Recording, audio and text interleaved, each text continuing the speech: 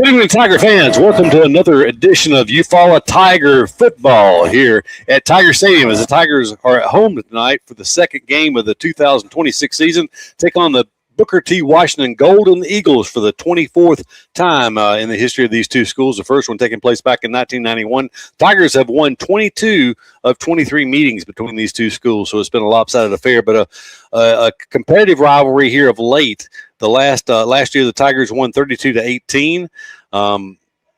But the last three meetings have been decided by 2 touchdowns or less. That was the largest margin of victory in any of the last three. 29-22, the Tigers won back in 24. Back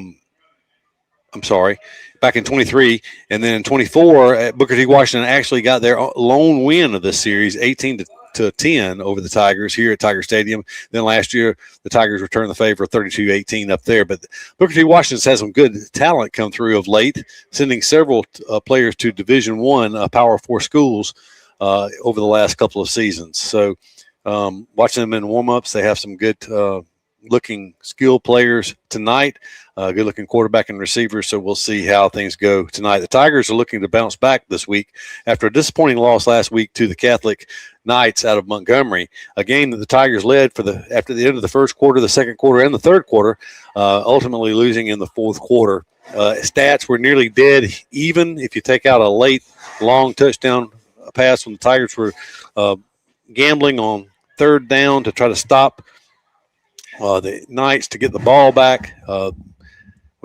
Sack was missed. Player got behind the defensive back and ultimately resulted in a 78-yard touchdown pass. Otherwise, the stats were virtually even. They finished at 220 total yardage for the Catholic and 152 for Eufaula. So a 68-yard difference, but like I said, there was a 78-yard play near the end that was a touchdown pass, so a dead heat on stats otherwise.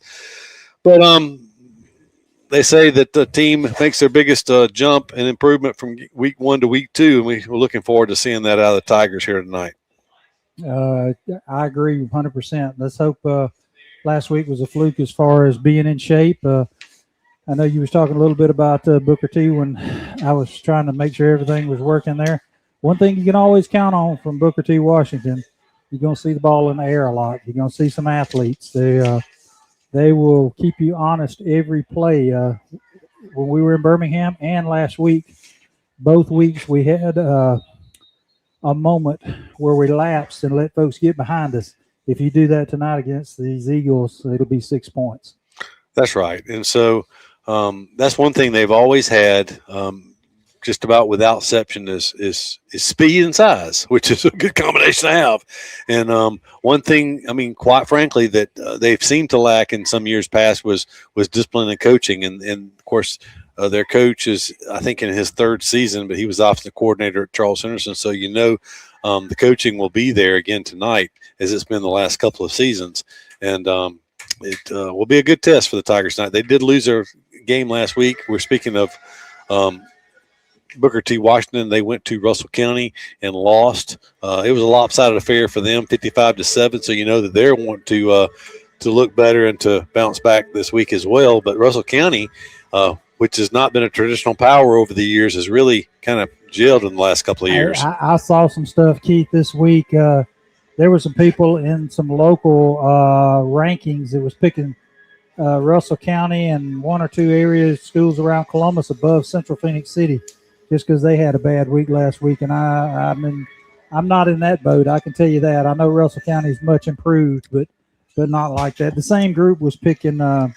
They picked Houston Academy above Catholic and Mary Montgomery in the private school side too. And I was like, no way. And I think last night, Houston Academy ran into Dale County, and Dale County took them to the woodshed. Dale County beat them bad, and I meant to record that score before I came tonight. But yeah, it was a 40-something-6 type game. Yeah. And so yeah, and of course the Tigers will be playing Dale County later in the season. Dale County is a region opponent for Eufaula. I think it's our first home game back after tonight.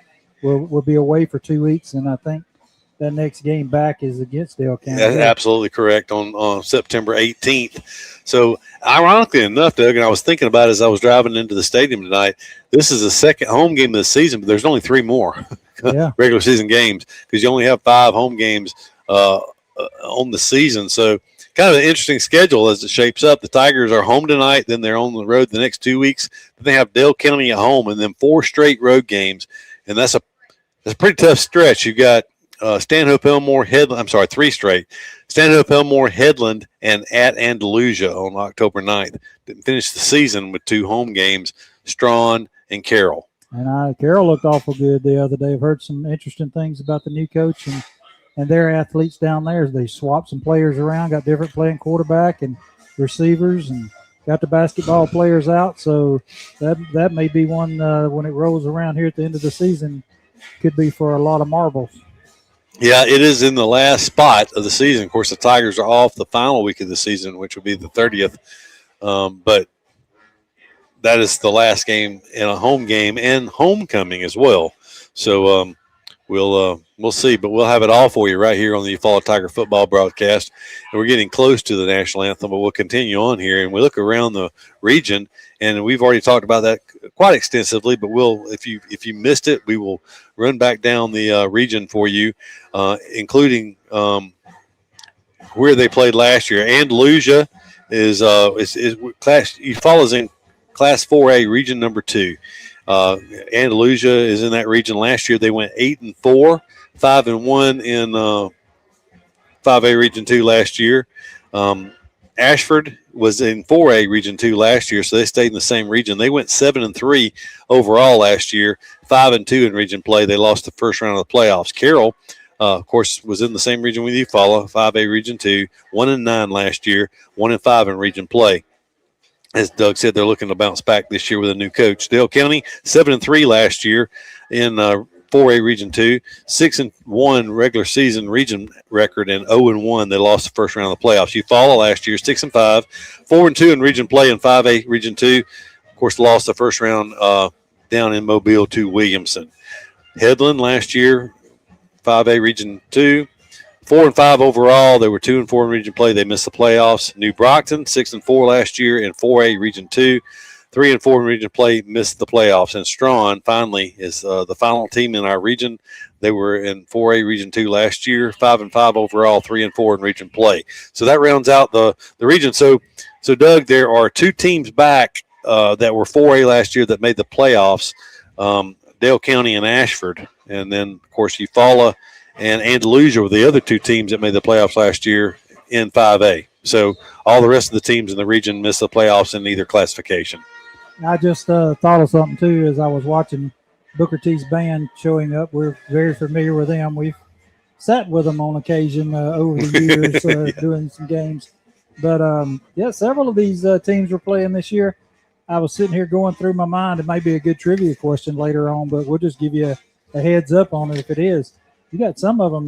New Brockton is one of them is the Gamecock. It's New Brockton. It's New Brockton. So I have no idea what Strawn is. I'd have to look that one up. I know Dale County's the Warriors and Ashford's are Yellow Jackets. Right. There's just a whole bunch of new ones this year. So a lot of new things, do things for us, different places. Which is not all bad, because at this point in time, after all these years, Doug, it's unusual to see new places. So we'll see at least 2 of them this year. Yeah, it's a lot of things changed over the years. You know, somebody was discussing something the other day, and everybody seems to have a rivalry. I mean, a smash mouth, can't stand you, don't like you type rivalry, even in high school nowadays. And this guy was from Smith Station. He says, since we're not it anymore, he says, who's y'all's? I said, I really couldn't tell you. I guess we have a little problem with Charles Henderson sometimes, but it's not a yearly thing, now. Right now, they're not in our region. Right. So, I don't know. And, that may be developing somewhere, but at some point. But we really don't have that Auburn, Alabama. If we could ever win a game, and of course our overall record's not bad, but the recent history is not good with Andalusia. If we ever beat Andalusia, that might develop into a rivalry type situation. But Eufaula, for whatever reasons, the Andalusia Bulldogs have been the kryptonite to Eufaula. If we go down there and throw 5 or 6 interceptions or pick sixes like we've done the last 2 years, I'm going to nominate that next year we go down there and play defense and punt on first down every time. Maybe we'll score on defense and win because. Well, honestly, that would have been a better game plan if just train up the offensive guys to play some defense, so the defense doesn't wear out from being on the field all the time. They'd be better off to have punted on first down every time. Well, they're going to think we're an easy out because we've sure made it easy for them a couple of years, but I think all that's going to change, and I don't know. Maybe we got them right where we want them, Keith. Strong Tigers. Strong Tigers. Okay, we'll have a battle of the Tigers at some point this year. Their colors are black and gold, so we make black that trip. And gold. I thought they were black and red. So yeah. So they're black and gold, and that will be. They'll be coming here actually October 16th. There's a lot of those teams: Dale County, Ashford, Strong, New Brockton. Andalusia used to be, not so much anymore. Even Carroll used to play Dale County and Headland in with that group with Ashford and them. There for a while before Headland really started growing in size, they played in the same regions and same class for years and years. So there's a lot of rivalry. I remember Dale County and Headland, which is very close in proximity, probably only 10 miles from stadium to stadium. That was always a pretty good rivalry down there. Headland usually got the best of them, but it's pretty good slobber knocker when they get together. Well, there's several of those little schools kind of surrounding Dothan that kind of played each other over the years, like you're talking about, and so. And you would think that Strong and Andalusia are real close together. They are, but there's such a size difference. It's Andalusia's a lot bigger and been a lot stronger, but they're right there in each other's backyard almost.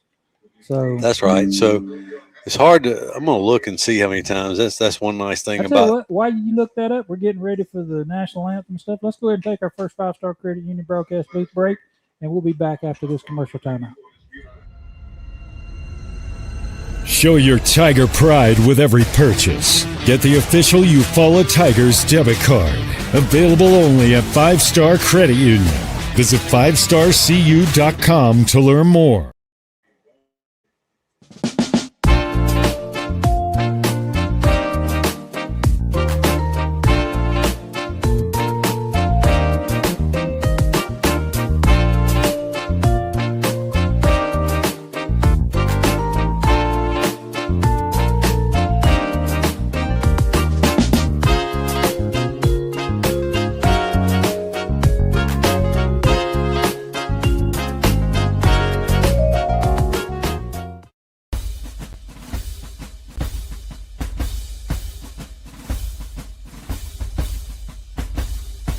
Chase that Wiregrass. Tim Watson, the Mortgage Man with the Watson Group, powered by Novus Mortgage, your only choice for mortgages in the Eufaula area. Please give me a call today at 334-791-0178. That's 334-791-0178. Let's go, Eufaula.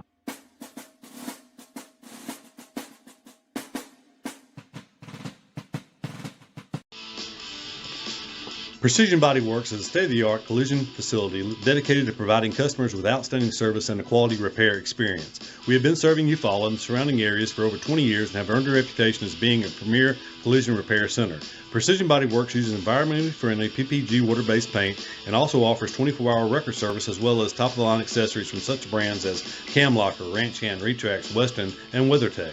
We are located at 1210 North Eufaula Avenue or call us at 334-687-4700. Of all the improvements you can make to your home, it could be the most important is not seen or heard, only felt. The ultra-quiet, energy-efficient Carrier Infinity Home Comfort System provides premium comfort with a whole home air purifier that gives you confidence you're breathing healthier air. It's an essential part of any healthy home.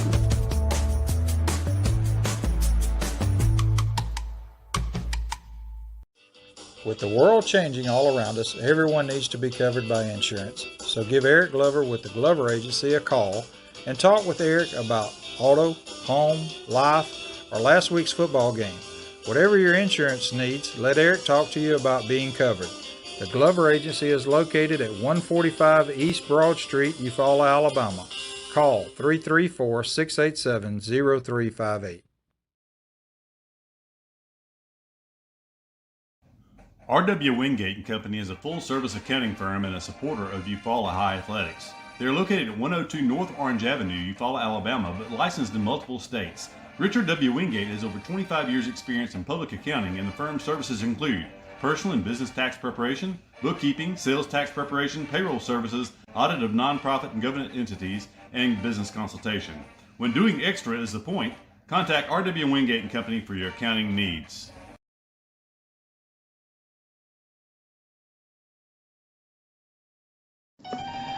The family at Impressive Collision Center has been in business since 1940. That's impressive. Your transportation is one of the largest investments you have, so keep it looking new at Impressive. From a major crash to a small dent, Impressive can help. Now Impressive. They work closely with all insurance companies and give you a great price on your minor mishaps. Wow, impressive. And don't forget to check out all the accessories from install winches, brush guards, and bed covers. Impressive. Give them a call. Impressive Collision Center, 317 South Eufaula Avenue, 334-687-4400. Easy Metal Building Kits, pole barns, and metal roofing supplies. APEC Metal Express carries multiple kit sizes and colors with at-home DIY instruction. APEC Metal Express. Fast delivery, superior quality, excellent customer service. At Glover Funeral Home, family means everything. Owned and operated by Kendall and Caroline Hanahan Glover. We live by our motto, our family serving your family. We treat each family we serve as one of our own, providing care and support during your time of need. Our dedicated staff is available 24/7 by email, phone, or in person. When you need us most, Glover Funeral Home is here for you because family always comes first. Archer on. We're back at Tiger Stadium. We're counting down the kickoff between the Tigers and the Golden Eagles. It'll be a 7 o'clock kickoff here at Tiger Stadium. Looking around the region to see what's going on tonight. Ashford is 1-0 on the season tonight. They are at Abbeville. Abbeville, of course, lost last week. Headland was victorious over Abbeville 41-6. Carroll is also 1-0. They defeated Rehoboth last week 31-24, and they will be at Hillcrest of Evergreen. Dale County defeated GW Long last week 41-14. They are at Houston Academy. Headland, as we said, defeated Abbeville 41-6. They are hosting Russell County. So we'll learn a little bit about Headland tonight, Doug. And then Strawn did not play last week. They played T.R. Miller. Andalusia lost to Wetumpka 19-0. They're at Robertsdale. Eufaula, of course, lost here last week to Catholic. They're hosting Booker T. Washington. New Brockton lost to Opp. They will be at Slocum. Right now, Doug, they're recognizing the 2006 state runner-up team. And, of course, that was the team that Coach Darrell Jernigan, it was his senior year. He played quarterback on that team, and they made it all the way to Birmingham before ultimately coming up short to Athens, 10-7. One of the coldest nights I can ever remember. It was super, super cold that night. But quite a few accomplishments for this team. It looks like there's, there's probably 20 people out down there, including the coaches. I was thinking there wasn't enough of them, man. Maybe some of them had some things working or something. I was looking because we've got, let's see, just looking. If I start calling names, I'll certainly miss some. But there's probably maybe 15 players down there. Of course, Sarge is down there. He was a long time manager for the Tigers. Of course, head coach. We'll run through a couple things real quick. All-state quarterback was Jarrell Jernigan. I didn't realize he was all-state quarterback. Yeah. That was also all-state. Offensive tackle was Scotty Sasser. Terrence Thomas was all-state at linebacker. And then on the defensive line, Xavier Cruz. That was an unusual combination. Xavier Cruz played nose tackle and fullback. Well, I'm going to tell you, that was some good talent on that team. And there's one you didn't even think about. Courtney was a junior. That's right. So it really didn't get a lot of recognition. That's when he got his name out there, and they ran away from him his senior year. But they had some great. They could have very well been in the state championship game for 2 or 3 years in a row there. But and of course, that team went 14-1, and I didn't realize it until I was looking at this fact sheet. They actually set the record for the most wins ever at Eufaula High School. But Jarrell Jernigan and Courtney Upshaw actually went on to win a Super Bowl, which is phenomenal. You don't have that a lot. And of course, do you have sizes on Booker too? We do not have them. Is a big young man. Yeah. So John Wayne can tell us about it when they do the coin toss because he's going to be one of the captains. That's right. I tell you what, while we have a second, you want to do the starting lineup, Keith, and get them because they're a little long tonight. Yeah, that'll be fine. And we'll look and see if we've got any sizes for that. We'll be starting lineups for tonight coming up. Stunner got me.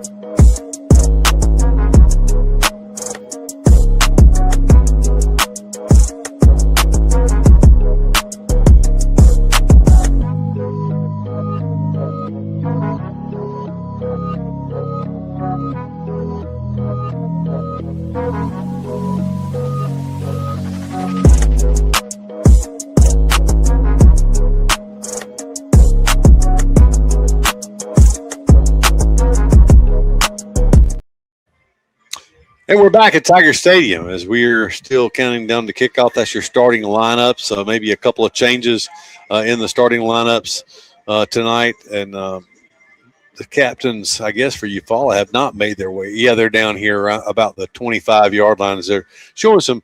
The playoff board is having some issues tonight. The replay board, there's some pixels missing.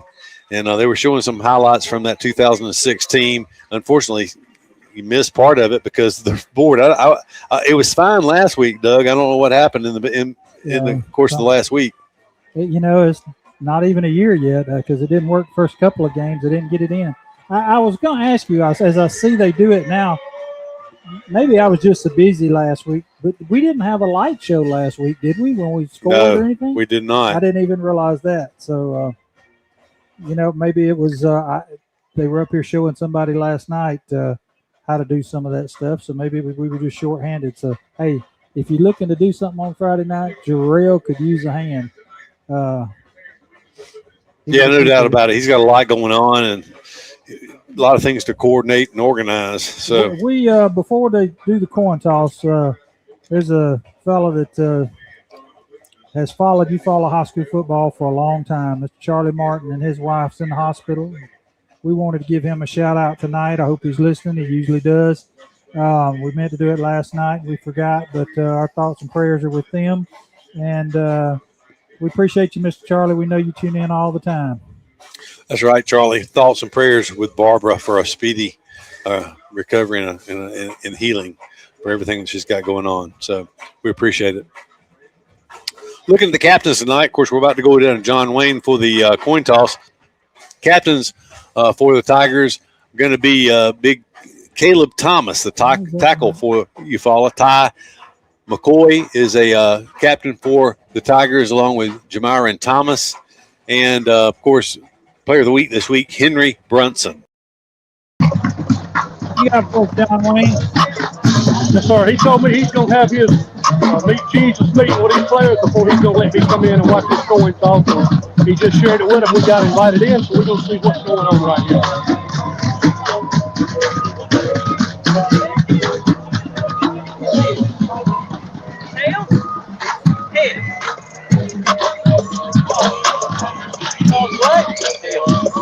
Tails is a call. Tonight's captains. Number 4, Marion Thomas. Number 6, Ty McCoy. Number 11. So there you got it. Eufaula won the toss. They deferred. They're going to go on defense and see if we can't shut Booker T down and get this thing started in the right direction. Forget about last week and show what Tiger football really looks like. Well, that's true. And, you know, you'd like to win them all. You certainly want to win them all. Could have won them all. Had to lead the majority of the game and lost it in the fourth quarter in the last 10 minutes. But the Tigers, all their goals are still in front of them. And if they right the ship tonight, Doug, they can they have the ability to finish the regular season 9-1, which would be the best regular season for. You go one better than that. They can go all the way and finish 14-1, just like the group. Absolutely. I'm talking about regular season. They could go 9-1. They have the opportunity to go 14-1 and do something the 06 team didn't do, which is close the deal and win it. So that's true. I mean, so sometimes losing an early game is not the worst thing in the world. We hope that is the medicine they needed to fix their ailments here. Well, you was going against a quality opponent, and they were a very good ball team. And we just didn't do the things we needed to do to win that game. And when you sit there and look at it on film, and you knew it deep in your heart, you got to bring your A effort every week. And they didn't do that last week, and they know they got to do it every week. So, you know what? It was better to have that hiccup there than in a region game. That's right. So you're asking for sizes. Big number 77 for Booker T. was out there as a captain, and they have him listed. His name is Jamarius Pace. He's 6'5", 355 pounds. Listed as offensive lineman as a senior. So a lot of size for the Eagles.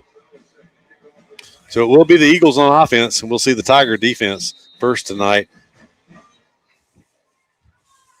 Ball is in the air. Fernando Salas kicks it. It's going to be fielded at the 21-yard line. I don't know why we didn't kick it deep, but he's going to – there's a flag down, but he turns a corner around the right side. He's going to take it up across the 40 out of bounds, finally at 45-yard line. Hopefully that flag is going to be on the Eagles, but otherwise they would have excellent starting field position, Doug. There were some high hands right there where that flag went out. I don't know if it was us or them.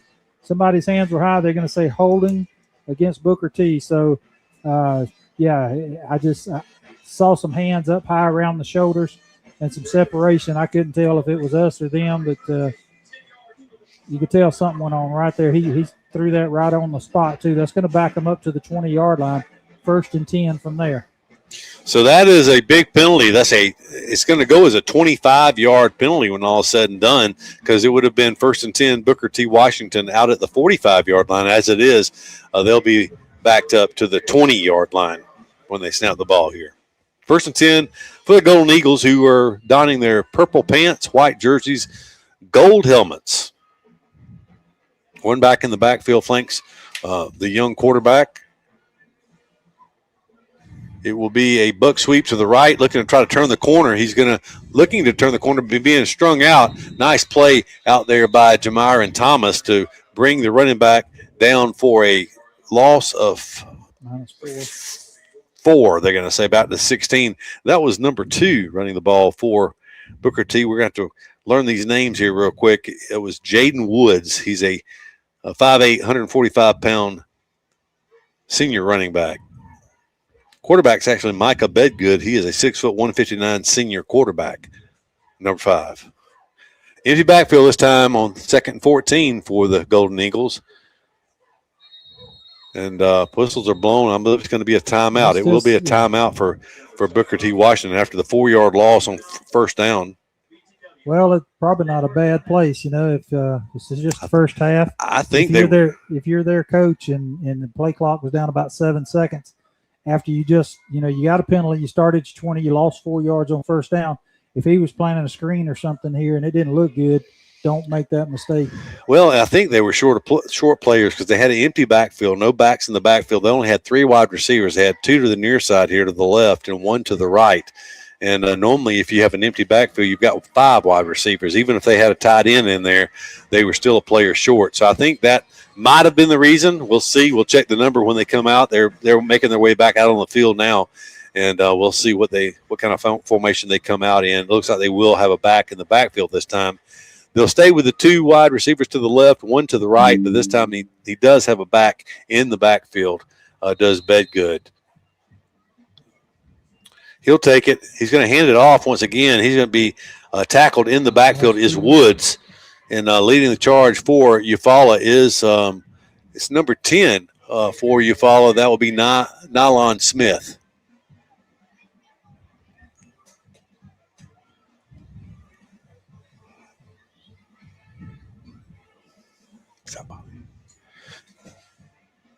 So third down. A couple more yards. Yeah, third is a loss of 2 on that play. It'll be 3rd down and 16. As Tiger defense has been very stingy against a run this year. They're going to deal it off once again. It's going to be Woods looking to turn the corner around the right side. He does. He picks up positive yardage up to the 21-yard line. So he picked up 7 yards on that play. So it'll bring up a 4th and 9 punting situation. But the Tiger defensive team does a great job holding them to 1 yard on 3 plays, and the punt receiving team is making their way on the field. 3 runs to their right side. Eufaula's left side. You think they probably saw something on film they thought they could exploit, but it didn't work out for them there. Way back deep. Zydavos. Yeah, he's awful deep. This must be a mighty good punter, and he's only. Well, that may not be the punter I was fixing to say. He was 45 yards off the line of scrimmage. I'm talking about Zydavos, but now he's come in some.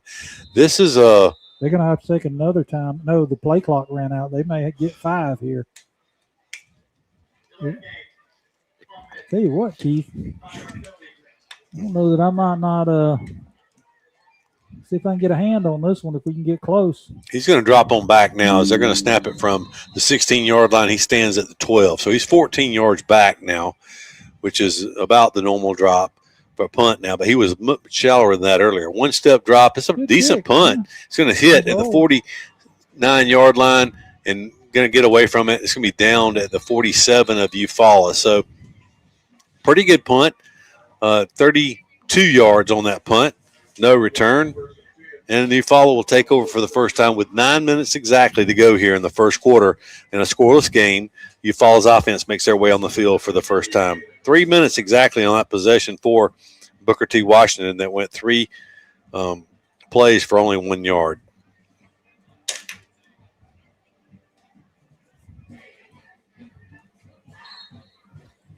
All right. From the 47, pistol formation. It is Perry Denard behind his quarterback. And he's going to get the ball, and he's going to be stacked up and maybe lose a yard or fail the game. We'll wait and see. They're going to spot him right at the 47, so that's no gain on that play.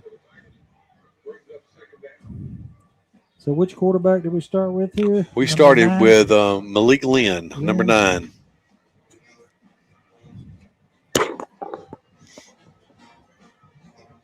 Remember, the Tigers are down 2 offensive linemen tonight. So Jackson Renfro is still out. He's still 2 or 3 weeks away from from coming back, and Tigers lost another starting lineman last week, Christian Foxworth. Shotgun snap, going to hand it off up the middle, crossing midfield, going to be up near or down near the 45. They're going to give him the 45-yard line of the Golden Eagles. That'll be an 8-yard gain for Perry Denard. He'll bring up a 3rd down and 2. It's just best on best right here, Keith.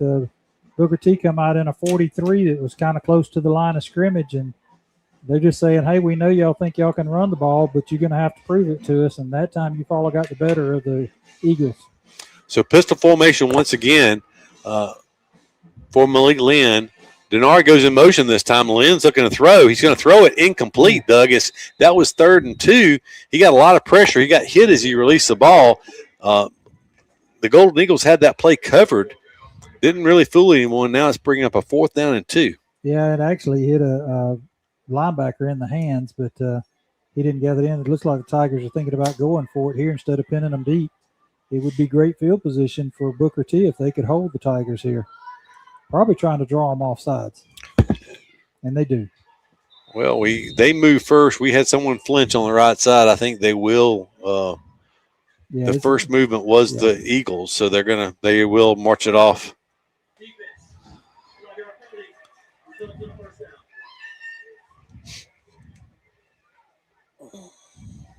So 1st and 10. The first down of the game comes via penalty. Tigers looking to clean the penalties up. I think they had 7 penalties total in that game last week, but they were crucial penalties. Lynn will deal it to Denard. Denard looking to turn the corner outside. He does. He's going to take it inside the 30. A fumble's late but it goes out of bounds. It's a 8-yard gain for Denard. No, it is a 13-yard gain for Denard down to the 27-yard line. And another Tiger first down. Denard did a great job that time, Keith. He's a seasoned runner. As he was getting to the edge, made sure the ball was in the outside hand.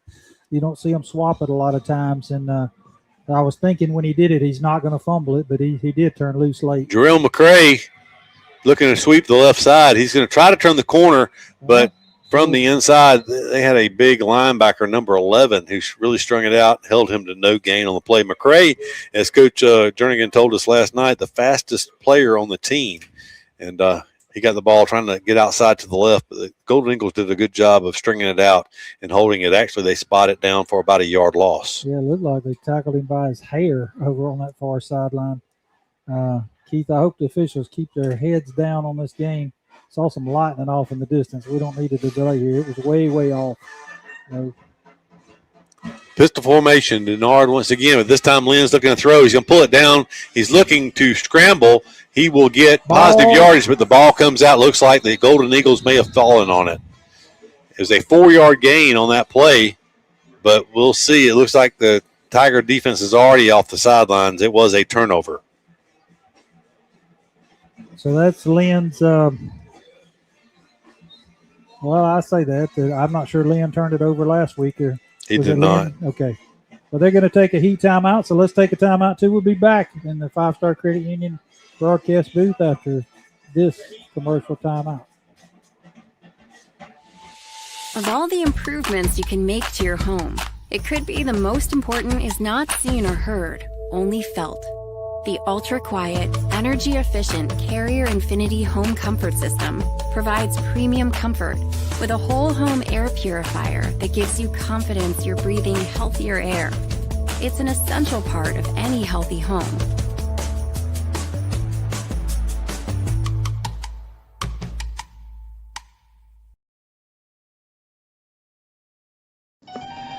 The family at Impressive Collision Center has been in business since 1940. That's impressive. Your transportation is one of the largest investments you have, so keep it looking new at Impressive. From a major crash to a small dent, Impressive can help. Now, Impressive. They work closely with all insurance companies and give you a great price on your minor mishaps. Wow, impressive. And don't forget to check out all the accessories from install winches, brush guards, and bed covers. Impressive. Give them a call. Impressive Collision Center, 317 South Eufaula Avenue, 334-687-4408. Easy metal building kits, pole barns, and metal roofing supplies. APEC Metal Express carries multiple kit sizes and colors with at-home DIY instruction. APEC Metal Express. Fast delivery, superior quality, excellent customer service. Here we're back at Tiger Stadium, and, of course, turnovers have been an issue for the Tigers. Turned the ball over in each half up in Birmingham 2 weeks ago. There was a big turnover last week, huge turnover. It was a fumble in the end zone that was recovered for the go-ahead touchdown in the fourth quarter. And, of course, here, a fumble when the Tigers very likely were going to take it down for some points. They fumble at the 24-yard line of the Golden Eagles, and here we are with 6:10 to go in the first quarter and a scoreless tie. Second possession for the Golden Eagles. They went 3 and out, only picked up 1 positive yard on the last possession. They'll take the snap. There is a whistle. We'll stop it. They were trying to throw a quick pass play to the slot on the right side. It was incomplete anyway, but the penalty will check and see. A pre-snap penalty typically is going to go against the offense. That would be the 4th of the night against the Golden Eagles. I didn't see what happened, Keith. I noticed we were in a 4-man front there. We couldn't buy a 4-man front last week when we seemed like we needed it, but we're in it tonight. That is going to be 5 yards against the Eagles. It's going to back them up to the 19-yard line. So same area they started their first drive in. This Tiger defense has been stingy so far this year against the run. Now it's been the passing game that has been the Achilles heel early. Handoff in the backfield, looking to turn the corner, but a big hit coming up is Parker on the tackle. Jalen Parker bringing that play down for no gain. Maybe a gain of a yard. I think he gained. Actually, it's about a 2-yard gain. He's up to the 21. But we'll give him 2. What's number 20s? We don't have a good roster. Let's see. Maybe if we write them down early, we'll have them later. So okay, so number 20. 20 is Jordan Davis. All right, Davis. Shifting his running back over. They'll take the snap. They'll hand it off to Zero this time, trying to turn the corner to the right. He is going to be tackled in the backfield. It was 44, the first Tiger there. Kareem Lamons, and Jamiron Thomas, and Zero on the carry that time for. Yeah, 0 was the number, but he lost. Dontarius Washington. From the 21 to the 18? That's the 13. That was an 8-yard loss. 8-yard loss, and with the penalty, it's 3rd and very long, 3rd and about 21. They're going to hand it off again. Be tackled in the backfield they're going to give him forward progress to the line of scrimmage, but that is all. Yeah, that was kind of generous there. Once again, that was Washington's number 0 on the carry. Oh, I thought it was 5. Washington. So 4th down and come back in to return this is Zida Vose. So another 3 and out. That front 4 is just living in the backfield so far of the Eagles. So Eufaula looks to get good field position here. He really wanted to field that punt last time. But was unable to get under it. If he could field it here, save a lot of yardage. Low snap, bobble, but he gets it away. It's a low punt, but it's like a quick kick. It's rolling a long way. It's going to roll into Tiger territory and rolled in at the 47-yard line, actually. So back-to-back positions for Eufaula with good field position. Going to start at their 47. The clock is stopped with 3:45 to go here in the first quarter. We're scoreless from Tiger Stadium. So the Tigers had a great drive going last time before the turnover. We'll see what they can do this time as they're quickly out and ready to go in at quarterback number 2 for the Tigers now. It's going to be JoJo Chandler in at quarterback for Eufaula. He has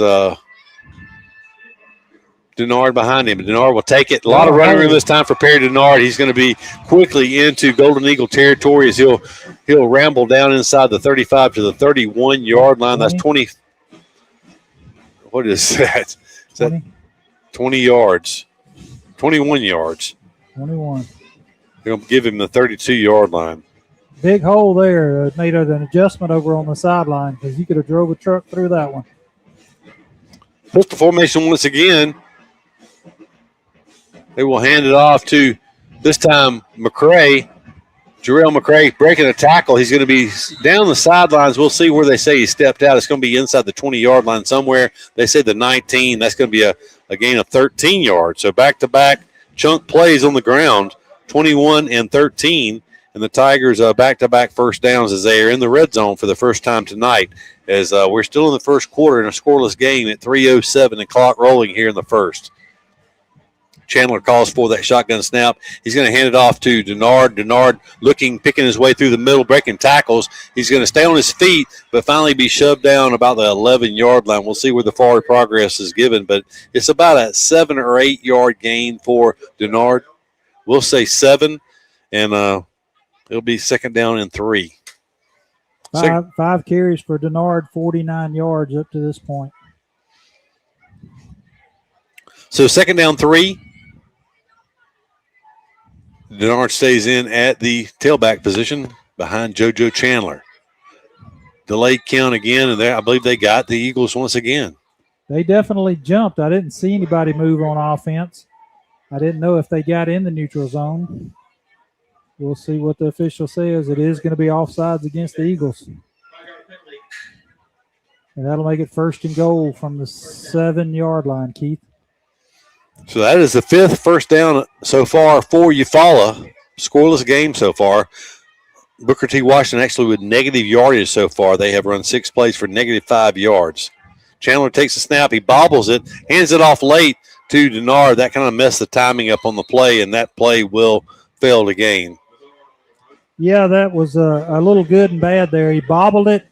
The linebackers were able to adjust, hit Denard, really didn't gain anything, didn't lose anything, I don't think. But don't think that the coaches doesn't notice that, Keith. If the quarterback would have pulled that around the left side, was wide open. So second down and goal from the 7. The Tigers come up. They actually have quarterback keeps it, JoJo Chandler. This time he follows Denard off tackle, and he scores a touchdown. Touchdown Tigers. That comes with 1:32 to go here in the first quarter of play. The Tigers take it 53 yards, and they have drawn first blood in this game. They lead 6-0. The good thing about that is Denard went up through the hole, and there was nobody to block. He just kind of lagged into the end zone, and the quarterback followed him, and same thing. Nobody there. It worked out well. 5 plays, 53 yards.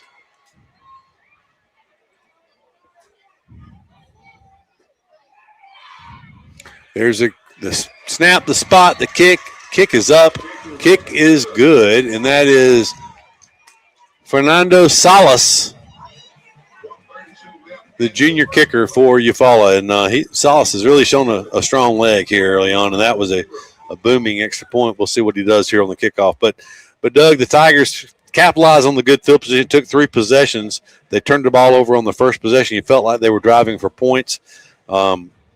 I'm sorry, that was the second possession. First possession, a little like they were going for points, and they fumbled at the 21-yard line. That time, they took over the exact same field position at 47. That time, it only took 5 plays to hit pay and put it in the end zone. Keith, I don't know about you. I know they changed quarterbacks. We have rotating quarterbacks. I don't think that was it as much as maybe Coach Mayo and that line. Something changed from that first possession to that second possession. There were some gaping holes that time for Denard and the running backs to run through. Well, so far so good. You like to score on every possession if you're Eufaula, but the way the defense is playing, Doug, you wouldn't be surprised if the defense did not put some points on the board tonight. There's a kick. It's kind of a squib kick that's going to bounce around. Ooh. Finally, it makes its way into the end zone. But those kind of balls, they don't always go where you think they may go. And he would have been in a world of hurt. Talking about the golden eagle return man, if that ball had taken a sideways knuckle bounce. I have a feeling that the head coach's blood pressure was rising a couple of points as that ball kind of lingered around the goal line. He didn't know if it was going to make it or not there for a second. So here we go from the 20-yard line. This is pretty much so Booker T. Washington started from their 20. I guess they're 20, the 24, and then now the 20. Quick pass play that's going to be complete. That's a positive play of a gain of 5.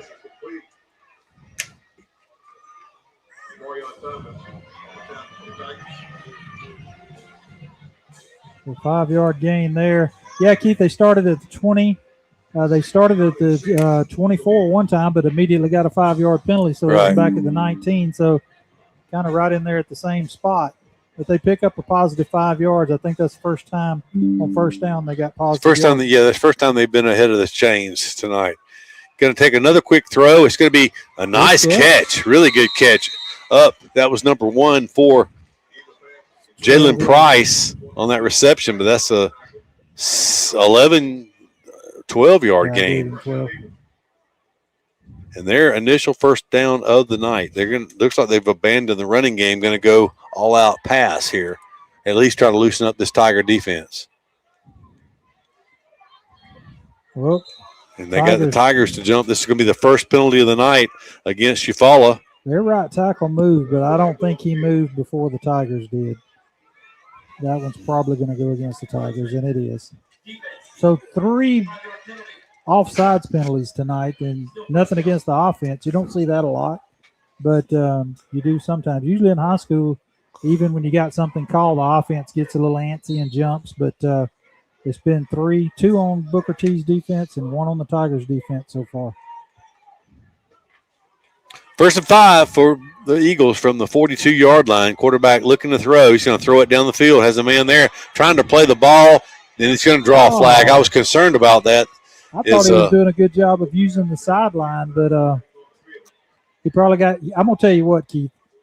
That, to me, right there is a normal high school interference. But last week in the Catholic game, that would have not been called. They let them really get up next to each other in the Catholic game, and so you kind of got to give the corners a little bit of a reprieve there. He's just probably going by what happened last week, and he did a great job of using that sideline and working that receiver out of bounds, but a little too much contact in front of the opponent's bench there.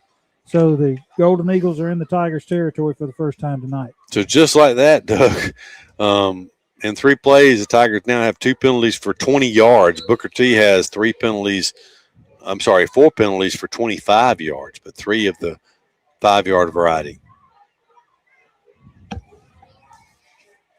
First and 10 not running for some reason. From the 43-yard line of Eufaula. Now, that's going to be the end of the first quarter. So, at the end of the first quarter, Eufaula leads this game by a score of 7-0. It'll be first and 10, Booker T. Washington from the 43-yard line of Eufaula when we come back with second quarter action from here at Tiger Stadium. We'll be back after this. Looking for quality furniture at unbeatable prices? Come to Holly Home Furnishings in Eufaula. From cozy living room sets to stylish bedroom suites and modern appliances, we've got everything you need to make your house feel like a home. With flexible financing options, convenient delivery, and friendly local service, shopping has never been easier. Visit us today on South Eufaula Avenue and see why Holly Home Furnishings is your hometown choice. Holly Home Furnishings, helping your house feel like home. There's nothing quite like Friday night football in Eufaula. The lights, the crowd, the traditions, and a community cheering for its team. The Bryant Agency is proud to be part of the community we serve. From home and auto to life, farm, and business insurance, Keith Bryan, Jennifer Bryan, and the team are here when you need us. The Bryant Agency and Alpha Insurance, protecting what matters right here at home. Call 334-687-8268 or call thebryanagency.com. Take it. So we're back at Tiger Stadium, first and 10, Golden Eagles right in front of us here as we sit along the home side in the press box here, high top Tiger Stadium in the 5-Star Credit Union broadcast booth. But it'll be first and 10. It's been an aerial attack here on this possession for the Golden Eagles. It was a good change because they've hit a couple of pass plays. Only 2 plays so far, 5 and 12 yards, but back-to-back penalties, 1 for 5 and 1 for 15 yards, have the Golden Eagles in Tiger territory. Another pass is high this time, high and incomplete. Good coverage down here by Jarrell McCray on this particular play. It'll be second down and 10. He actually had inside, slid to the inside there. A lower pass would have been complete, Keith. It's obvious the Eagles, we talked about it coming into the game. We felt like they would attack us through the air, as that has been a little bit of our weakness so far this year. They really didn't do it the first couple of drives, but they have really gone to the pass here. Well, the yardage was skewed a little bit with the long pass play at the end of the game last week, but 204 yards passing last week for Catholic compared to only 16 yards rushing. They're going to look to throw a quick play action pass. I think they would call that an RPO maybe, but it's going to pick up 3 yards down to the 40-yard line. They drive the receiver back, but it will be a 3rd down and 7.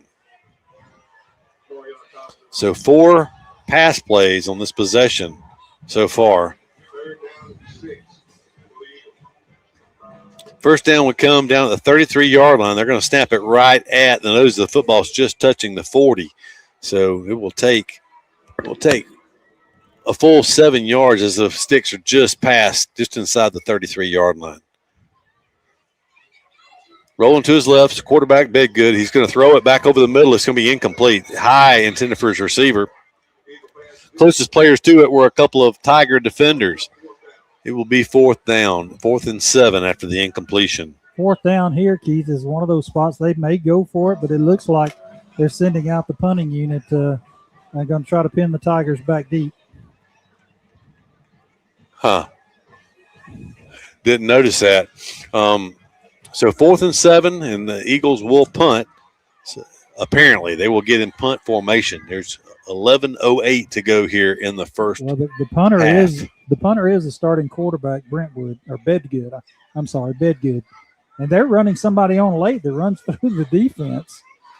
I've seen that called offsides before. Now there's a whistle. That may be what they're going to call, Keith. If you run somebody, no, it's a delay, so the clock must have run out. Probably not a bad idea just to take that delay and save your time out, but he came right through the linebackers on the defense coming onto the field. So a little confusion there for the Golden Eagles. Receiver for the Tigers stands back at his 15-yard line. It's out of those. Good snap. Good kick. It's going to hit about the 16, but it digs in and then takes a sideways bounce, and Eufaula will take over at the 16-yard line. That's where Tigers take over for their 3rd possession of the game so far. 1st and 10 from the 16.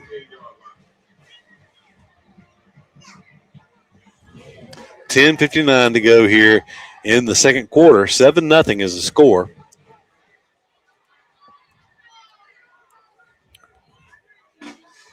It will be JoJo Chandler once again at quarterback.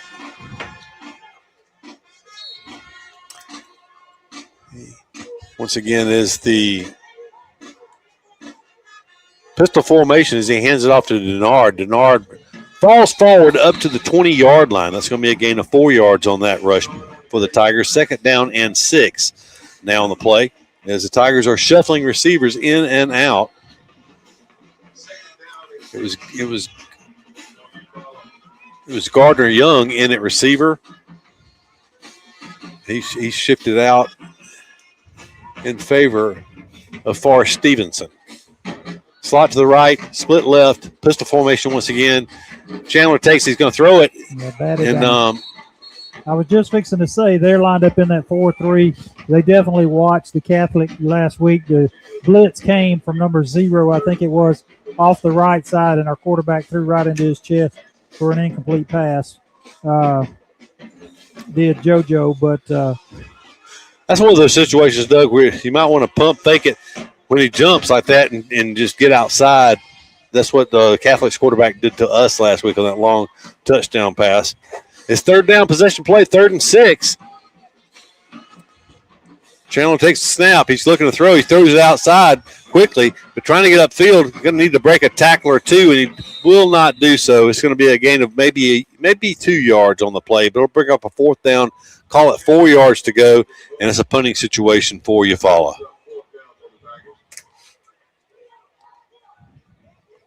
So 4th and 4. Tigers quickly out. They're sending the punt team out, not trying to draw them off sides this time. We've had a little hiccup or 2 in the punting game so far. We'll see if they've worked on that much this week. the snapping, the punting. Okay. All good there. Kristen Reeves is the punter, but it's going to be fielded on the run, and they're going to take the ball back over in Tiger territory at the 43-yard line. Forrest Stevenson and Henry Brunson in on the tackle that time. And so good starting field position again for the Golden Eagles.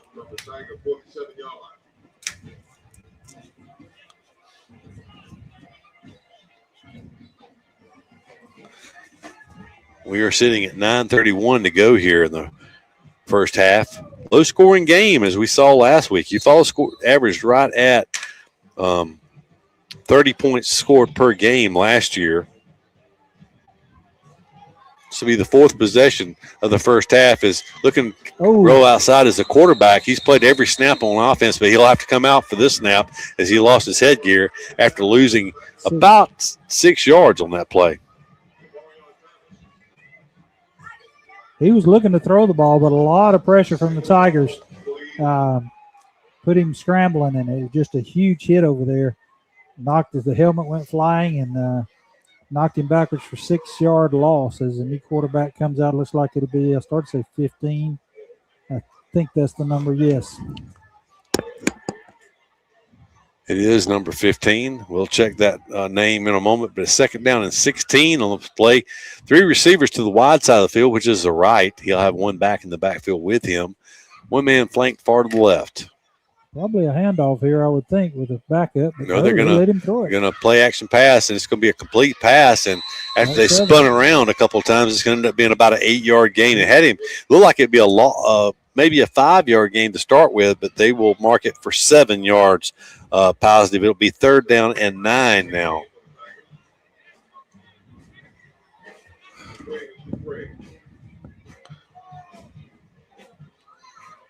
Bedgood checks back into the game. That was Felder, who's a 9th grade quarterback, Kendarius Felder. That must have been the one I was telling you I heard about. Yeah, third and 9, passing situation for the Golden Eagles. Takes a snap. They're going to hand it off with the running back this time. Looking to turn the corner around the left side. He's going to be run out of bounds inside the 40, down about the 39-yard line. So that play is going to gain short yardage, about 4 yards. It brings up still fourth down and about 5, maybe 6.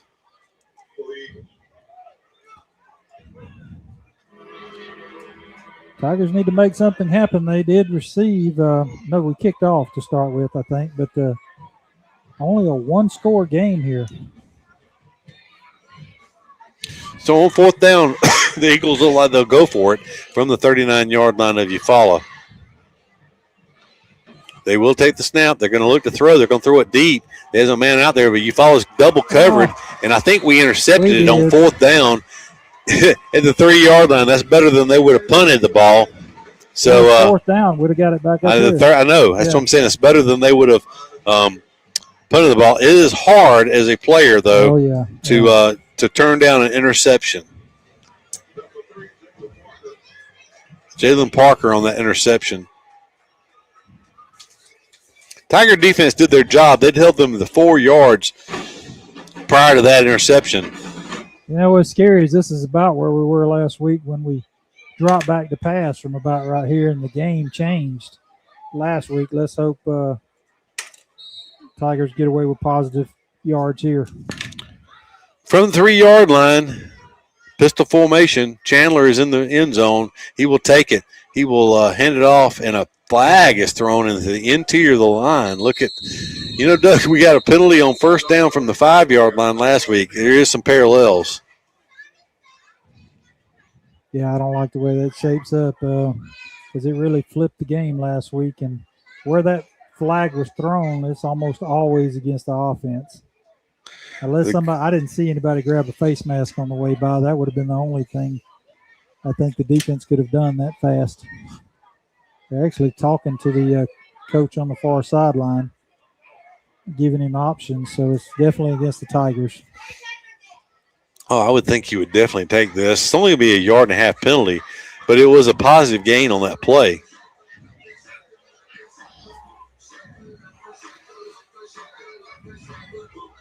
psychologically, Doug, don't you try to back the guys up where their feet are on the goal line? If I watched that film last week, I back them up. Yeah. Yeah, they replay first down, so it is a basically a 1.5-yard penalty.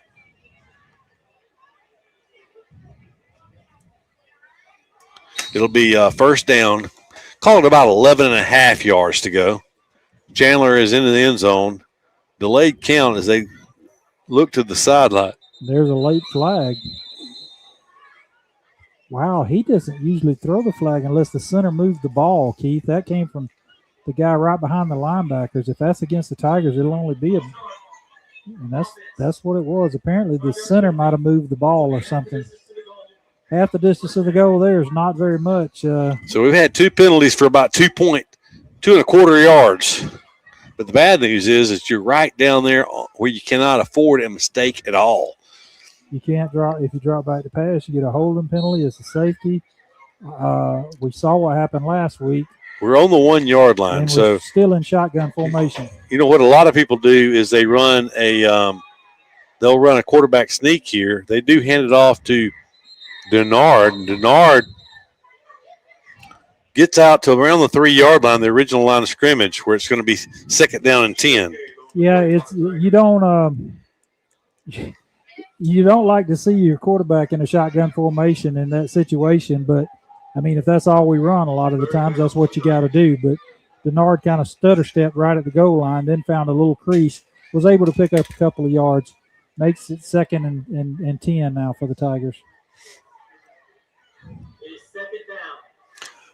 So Denard will be behind the quarterback Chandler, and it will be Denard once again as he hands it off. He tries to turn the corner outside, but maybe a yard or two out near the 5 yard line. Give him 2 yards on that play. It'll be a 3rd down and 8. And we've got an injured player down there. Right at 6 minutes. They may take the heat time out here too, Keith. We'll see. 3rd down and 8. They are going to take it. So with the injury and the heat timeout, we'll step aside for a commercial break. Back more Tiger football after this. Friday nights in Eufaula mean Tiger football, and when you're looking for a great food to go with the excitement, there's only one place to go: Willie T's Chicken Fingers. Locally owned and serving Eufaula since 1993, Willie T's has hand-breaded chicken fingers, crispy wings, burgers, fries, onion rings, and plenty of great sauces to choose from. It's great food, it's Eufaula tradition, and it's the perfect way to fuel up before the Tigers take the field. So before the big game, stop by Willie T's at 126 State Docks Road. Willie T's Chicken Fingers, proudly supporting Eufaula Tiger football. Looking for legal help you can count on right here at home? At Robertson Law Firm in Eufaula, we're your neighbors, and we're here to make life's challenges a little easier. Buying or selling property? We'll guide you through every step. Dealing with probate or estate matters? We'll walk alongside you with care and compassion. And if you've been injured, we'll fight to get you the compensation you deserve.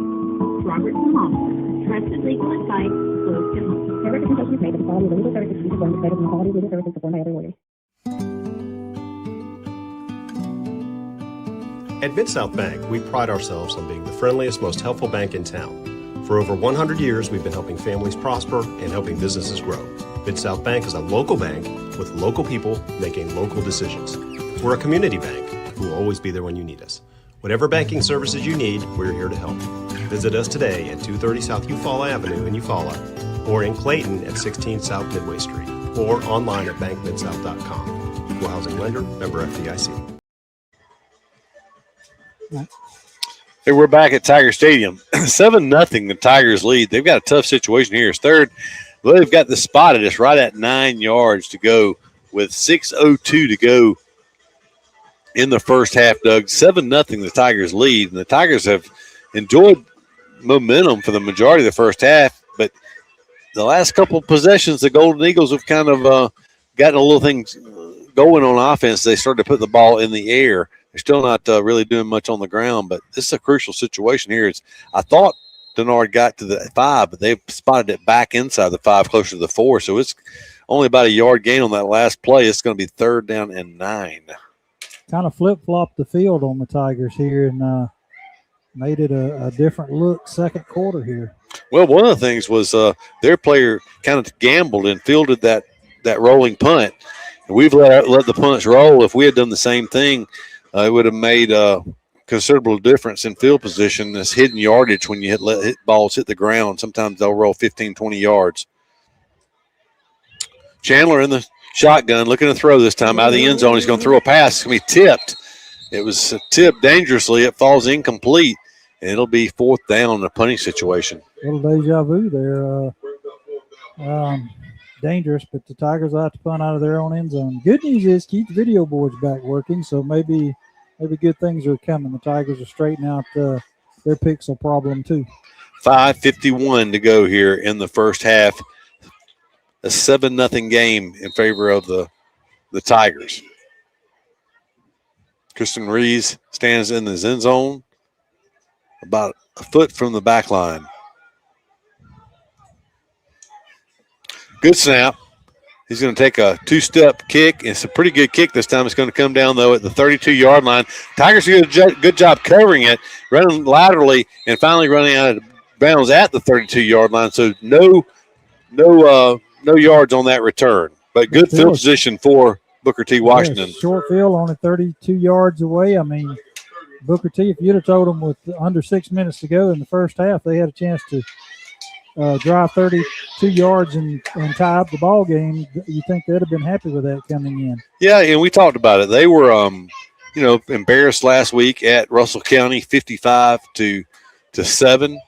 There was some discussion with the head official. We might have missed a flag somewhere, Keith.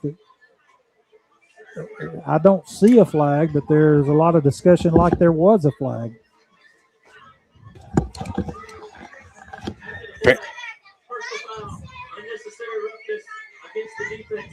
That's unfortunate there. They're calling a personal foul penalty on Eufaula. We were not penalized, I don't think, Doug, in the entire first quarter, but we've certainly made up for it here in the second quarter. That's a big 15-yard penalty. That puts them all the way down at the where they've got it. It's the 18-yard line of Eufaula. Going to look to throw. Quarterback has pressure in the backfield. He's going to be sacked way back, about the 28-yard line. That was Nyan Smith on that tackle back at the 29-yard line. That's a loss of 11. That's a big, big play for this Tiger defense. Yeah, that helped make up for that penalty. Not quite, but very close. Within about 3 yards of the penalty there. So, well, the big thing about that, though, is it puts him at 2nd and 21. And second down. Look for them to go to the air here. That's what they want to do anyway. They're going to hand it off. Running back looking to get outside and catch the Tigers unaware. Hard running. It's a good hard run that time, but a nice tackle on the outside. It looked like it was Thomas once again, Jamiron Thomas up to make that tackle, but it was 0 Washington once again on the run for the Eagles. 8-yard run. That time is 3rd down 13 and 4 down territory, I'm sure, here late in the first half. We are at 4:20 and counting here in the second quarter. Now, Doug, they haven't flickered the lights in a game and a half, but they do it here. So I don't know if the official. I don't know. Apparently, maybe it was. Jarrell was training last night. He's going to get a B- instead of an A. But Booker T's going to call a timeout here. It's a crucial play at 3rd and 13. So with timeout on the field, Doug, not exactly what you were hoping for if you're a Tiger fan. We were leading 8-0 at halftime last week, and we started better in that game and kind of faded in the second half. We hope the Tigers can make some halftime adjustments and come out here and look like they need to in the second half, clinging to the 7-point lead. Keith, I think that their coach is out talking, the officials are talking. They got the 25-second clock set. There was the 40-second clock was running when all that happened. I don't think they're going to take a timeout away from Booker T. Washington here because that was something that was the home team's fault. and the official called the timeout. I didn't see them do it, or maybe they did. And well, they signaled timeout towards them, but maybe they'll take it back. I did not see that, but he's trying to get that timeout back. They're actually talking about it. You know, I'd want it back if it was me, so I understand. You know, if that's the case,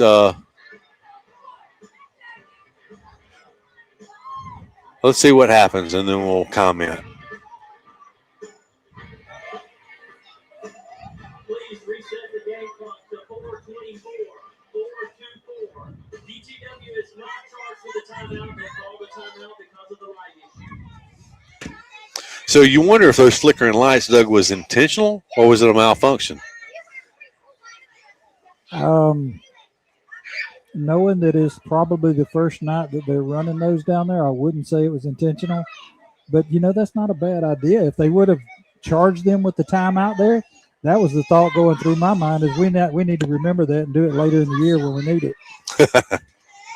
But they got a free timeout out of it on a crucial 3rd and 13. So they hand the ball off, looking to run the sweep to the left. The Tigers are there, and the helmet comes off of the Booker T. Washington Golden Eagle running back. It was a gang tackle by committee. It was Washington on that tackle, but it'll bring up a 4th down and 11 as it was. 4th and 12. It was a 1-yard gain on that play. Well, so they're going to go for it here. 3 straight running plays, Doug. They take out the big running back. 3 receivers to the right, 1 to the left. So the first play was a sack. It was a called pass play apparently, but the last 2 have been called runs. 4th and a short 12 from the 20-yard line of Eufaula. First down would come inside the 9. Going to throw it, and it's incomplete. Hit the official. Almost hit the official. So Tiger defense, Doug, does what they need to do, and there's enough time for this Tiger offense. You'd certainly feel a lot better about things if you're a Tiger fan if the Tigers could go get some points here. Absolutely. I didn't think I would have lost the pool if you'd have been guessing halftime scores before this started and said, where do you think it's at halftime? I promise I wouldn't have said Tigers 7-0. But just I don't know. They're doing a pretty good job confusing our run. We haven't had any passing game. Luckily, our defense has kept them out of the end zone. And well, the defense, it's going to be a timeout for Eufaula. I think it's going to be the first timeout called by Eufaula in this game. But, Doug, when we look at the stats for Booker T. Washington, they're not going to have a whole lot of stats. No, they're not. And so that time they took the ball at the Eufaula 18-yard line after the unsportsmanlike conduct penalty. The Tiger offense got the ball back at the 20, so they actually lost 2 yards on the exchange, and they did not have a penalty. So it was 3 plays for a loss of 2 yards. So the Tiger defense did their job, and they've continued to be stingy against the run. Yeah, just looking at it here, Bedgood in the passing department has 20 yards in passing. Fielder come in for that one pass, 7 yards. So they got 27 yards passing. But on the bad side, Booker T trying to run the ball. Bedgood is 2 carries for minus 17 yards. Woods did get back in positive yardage. He has 4 carries for 5 yards. Davis has 1 carry for 2 yards. And Washington has 4 carries for 0 yards. So just off the top of my head, Keith, that puts them at about somewhere around 22 yards total offense. Malik Lynn back in at quarterback. Perry Denard is behind him at running back. 4 wide receivers in the game for Eufaula. From the 20-yard line, 1st and 10. It'll be a fumble on the ground and diving for it. Malik Lynn got back on it, but dangerous play there, a loss of 3 on that first down play.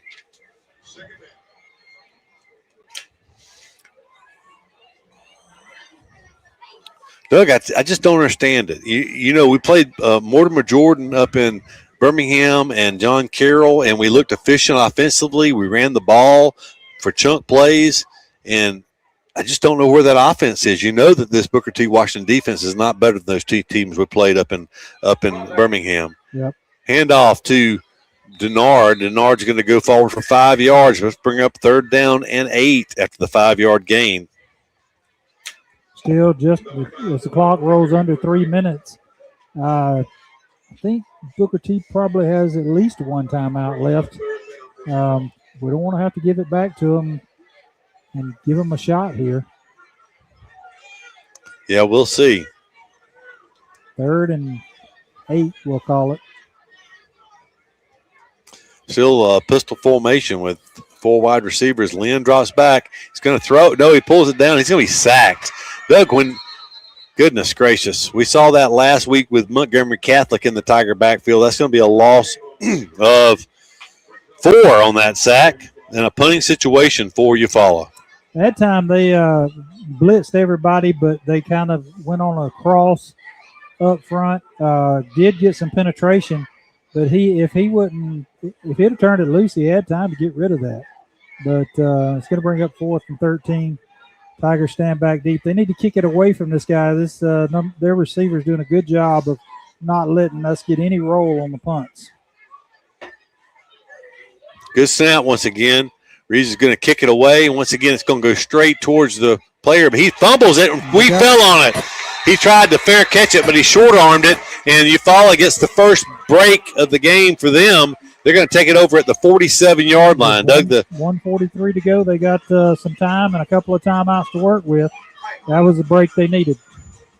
You know, Tigers' first 2 possessions took over at their 47-yard line. The second one went 53 yards for a touchdown. We'll hope they can match that here. Well, this is the first time since probably in the first quarter they hadn't had their backs against the wall, so we'll see if they loosen up here a little bit. Handoff to Denard, looking to sweep the left side. He turns a corner. We'll run out of bounds to stop the clock down around the 45-yard line of Booker T. That'll be a 7, maybe 8. That's an 8-yard gain for Denard. 11 carries, 70 yards on the night for Denard. 1:36 to go in the first half now. Plenty of time with a couple of timeouts still in their back pocket. In the game at tailback is Darrell McCray. He will take the handoff and penetration. The blitzing linebackers that time, they bring him down for a 2-yard loss. Good job by the blitzing linebackers there, Keith. But one thing I'm noticing, it may show up in the second half. Booker T's entire defense there before the last snap and a little bit on this one, a lot of hands on hips.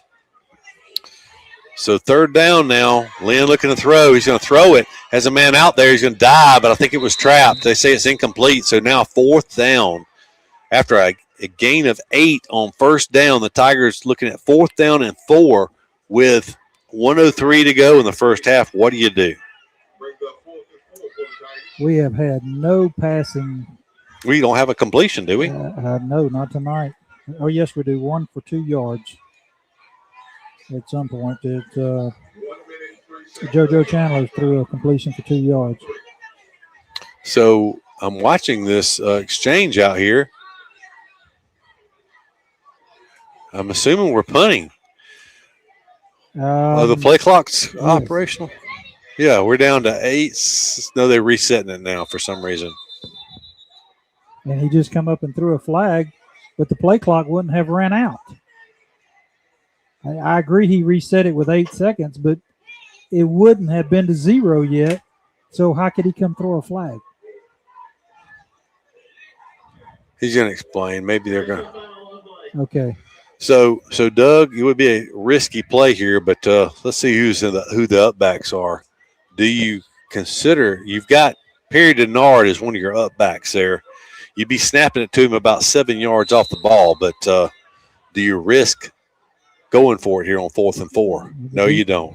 They snap back to the punter. He punts it away. That's a nice punt that time by Reeves. It's going to roll inside the – oh, my goodness, and we just dive and push it into the end zone for a touchback. That ball was going to die on its own probably inside the 5-yard line, and we would have had a chance to use those timeouts and maybe force a safety, and we just push it on into the end zone. Yep.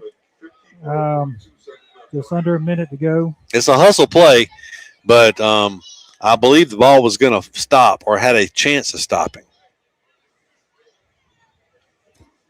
In 6 quarters after we drove back from Birmingham, this has not been the start of the season I expected, Keith. Not at all. So Booker T has a chance here to tie this thing up before halftime. 54.2 seconds, and I think 1 timeout still in their pocket. Going to roll and throw a pass. It's going to be incomplete. Good coverage. I'm not sure. Apparently did not get there early, but there was contact. It was Jalen Parker, 4-year starter for the Tigers, who got there. It's going to be 2nd down and 10 after the incomplete pass. Tell you, for a right-handed quarterback rolling left, he had some juice on that as he shot it over there in front of the Booker T. Washington bench. 47.7 seconds to go. So I take another incomplete pass here. The Tigers with a couple of timeouts. They're going to run the ball here, though, and try to run around the left end, and he's going to run out of bounds after he loses about 3 yards. He loses 3 yards back to the 17, and it'll be and I know that was not what their coach had in mind there. He's not going to be happy with that. Now you're almost, I don't know, I probably wouldn't throw it. I might run a draw, but you've had some success passing. Tigers with 1 or 2 timeouts? Well, I'm looking at the scoreboard, and it looks like they've got the Tigers with 3 timeouts, but Jarrell used 1. I remember he used well, they've 1. got, I remember that too, but they've got it on the scoreboard as 3. Hand it off. No, fumble, and Eufaula, I believe, may have fallen on this ball at the 10-yard line. They did. How about that? What a gift. What a gift. Thank you, thank you. So that play loses 7 more yards.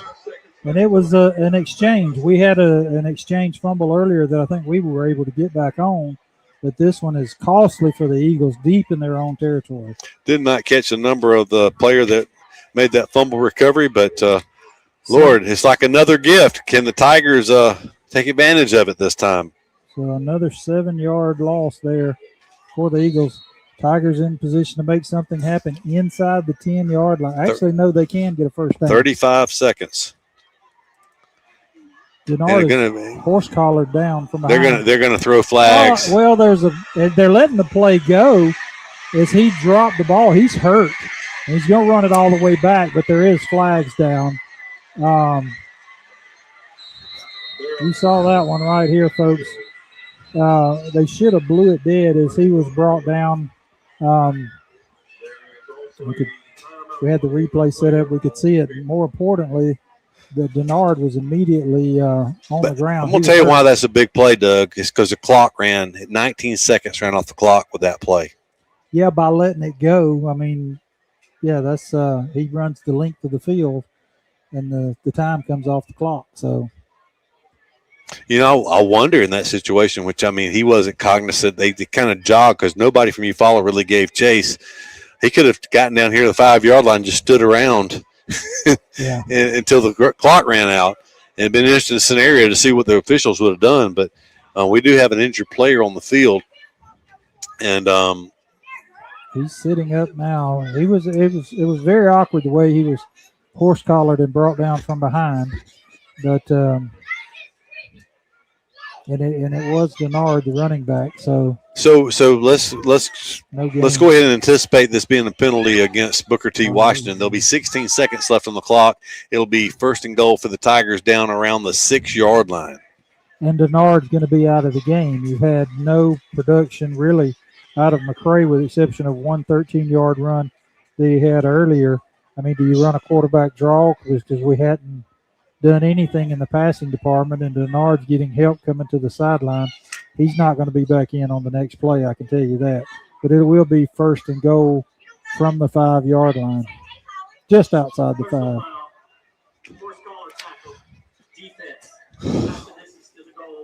But that's why, it's important, Keith. We're talking about one-score games, and, one thing like that can happen, and so interesting, the situation. Henry Brunson, the linebacker for the Tigers, is in on offense. they're going to get in that what we used to call the G-line set, strong to the right, and just try to pound this in from the 6-yard line. A couple of timeouts and 16 seconds. Unless this is a reversible field or a long strung out play, they should have time for 2 or 3 plays here with 2 timeouts. Going to hand it off to McCray, and the ball's on the ground, and Booker T. Washington's going to fall on it. Goodness, what a sloppy game. There's a flag thrown towards Booker T on the way out, but that's only going to be a half the distance penalty as they're close to going to halftime. Goodness gracious. 10.4 seconds. So the Tigers I can tell you this, Keith. I know a lot of things have changed, but BTW, their first of the game. Half the distance to the goal, first down. that'll be a half the distance penalty. The ball was covered out around about the 9, so it'll be around the 5-yard line, and I'm sure they're just going to take a knee with 10 seconds and get out of here. But I was going to say, I know some things have changed over time, but this is one of those games that if you were playing in, you was not looking forward to going in at halftime because somebody was going to get lit up. A lot of folks was going to get lit up about the way they played the first half.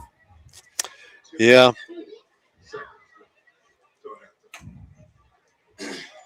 So I don't know. They haven't spotted the ball yet. Eufaula's got a couple of timeouts. It'd be interesting to see if they choose to use them or not. Remember, stick around. We're going to go down to John Wayne Robinson for the Brown Hen Air halftime or sideline report here, as well as interview Coach Jernigan as he goes off the field. It'll be first down for the Eagles from the 5-yard line. They're going to snap it low. He takes a knee right around the goal line, Doug. We'll see if the Tigers just going to let that go, I guess, and end the half, or do they use a timeout? Nope. Let it go. They end the half. So there you go. Tigers led 8-0 last week. They lead 7-0 this week. All right, let's go down to John.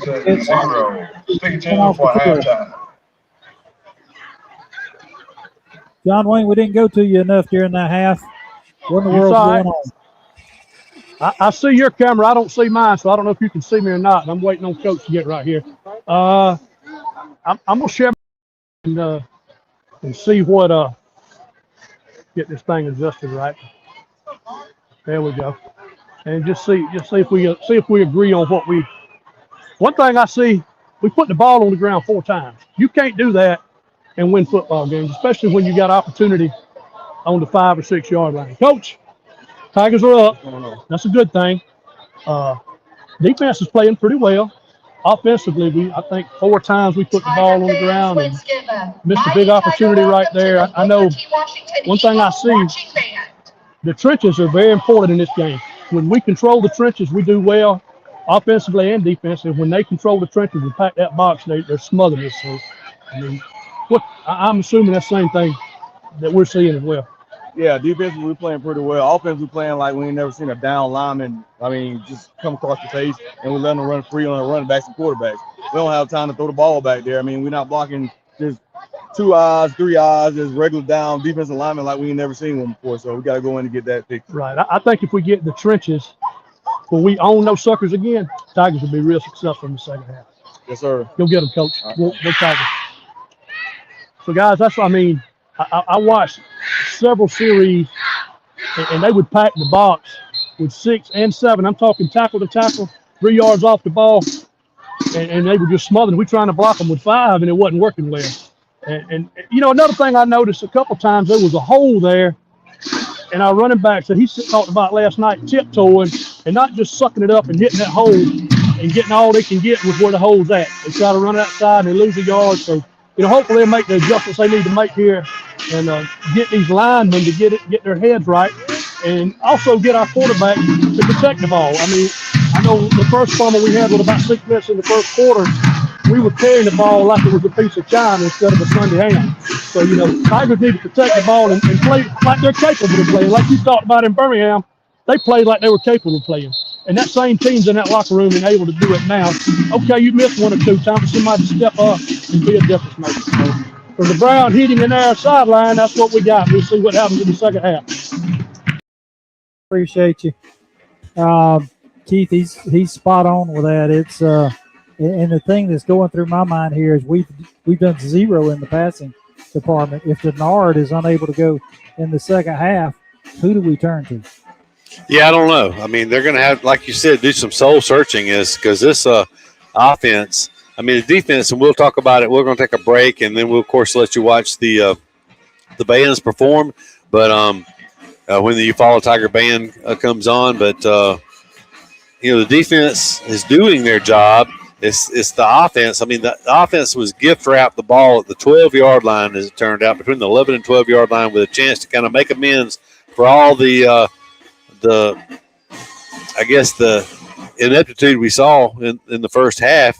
And then they turn the ball right back over by mishandling the ball down there. We saw it wasn't just one player. We saw multiple players not taking care of the football. And so here we stand. We're up 7-0 in a game that the Tigers certainly have a chance to have at least 3 touchdowns on the board. They turned the ball over at the Booker T. Washington 24-yard line going in. That time they turned the ball over around the Booker T. Washington 10-yard line. 2 turnovers in Golden Eagle territory that prevented points on the board for Eufaula. So as it stands, Eufaula leads 7-0, and we're going to step aside for a commercial break. We'll be come back with some halftime stats and some comments and a special guest once we return. You're listening to Eufaula High School Tiger football. We'll be back after a moment.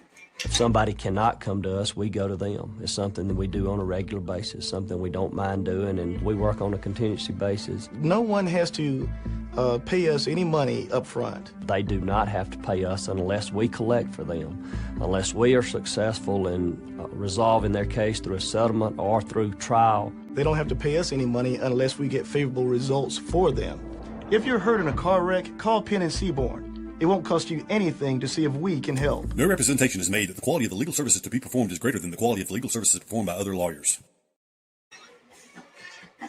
Friday nights in Eufaula mean Tiger football, and when you're looking for a great food to go with the excitement, there's only one place to go: Willie T's Chicken Fingers.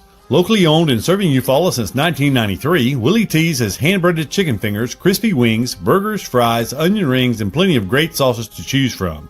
It's great food, it's Eufaula tradition, and it's the perfect way to fuel up before the Tigers take the field. So before the big game, stop by Willie T's at 126 State Docks Road. Willie T's Chicken Fingers, proudly supporting Eufaula Tiger football. When it comes to protecting what matters most, there's a State Farm agent who believes in something bigger than insurance. At Phil Schuler State Farm, our foundation is simple: love your neighbor as yourself. From auto, home, life, boats, and motorcycles to travel trailers and umbrellas, we've got you covered. And we can help you plan for the future with IRAs, Roth IRAs, college savings, 401k rollovers, and more. Phil Schuler State Farm. Like a good neighbor, State Farm is there. Oh, you want me to talk now? Oh, you want me to talk now? There you go. Are we good? Sorry. Just walk with it. Okay. Keeps me growing today. Did I stutter? Yeah. It taught me the small town I can't say it. Why? And busy today. That's not good.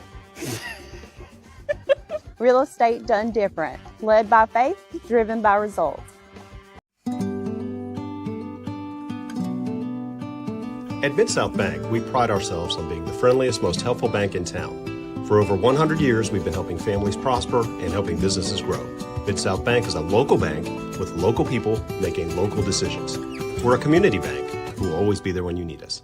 Whatever banking services you need, we're here to help. Visit us today at 230 South Eufaula Avenue in Eufaula, or in Clayton at 16 South Midway Street, or online at bankmidsouth.com. Equal housing lender, member FDIC. On the 300.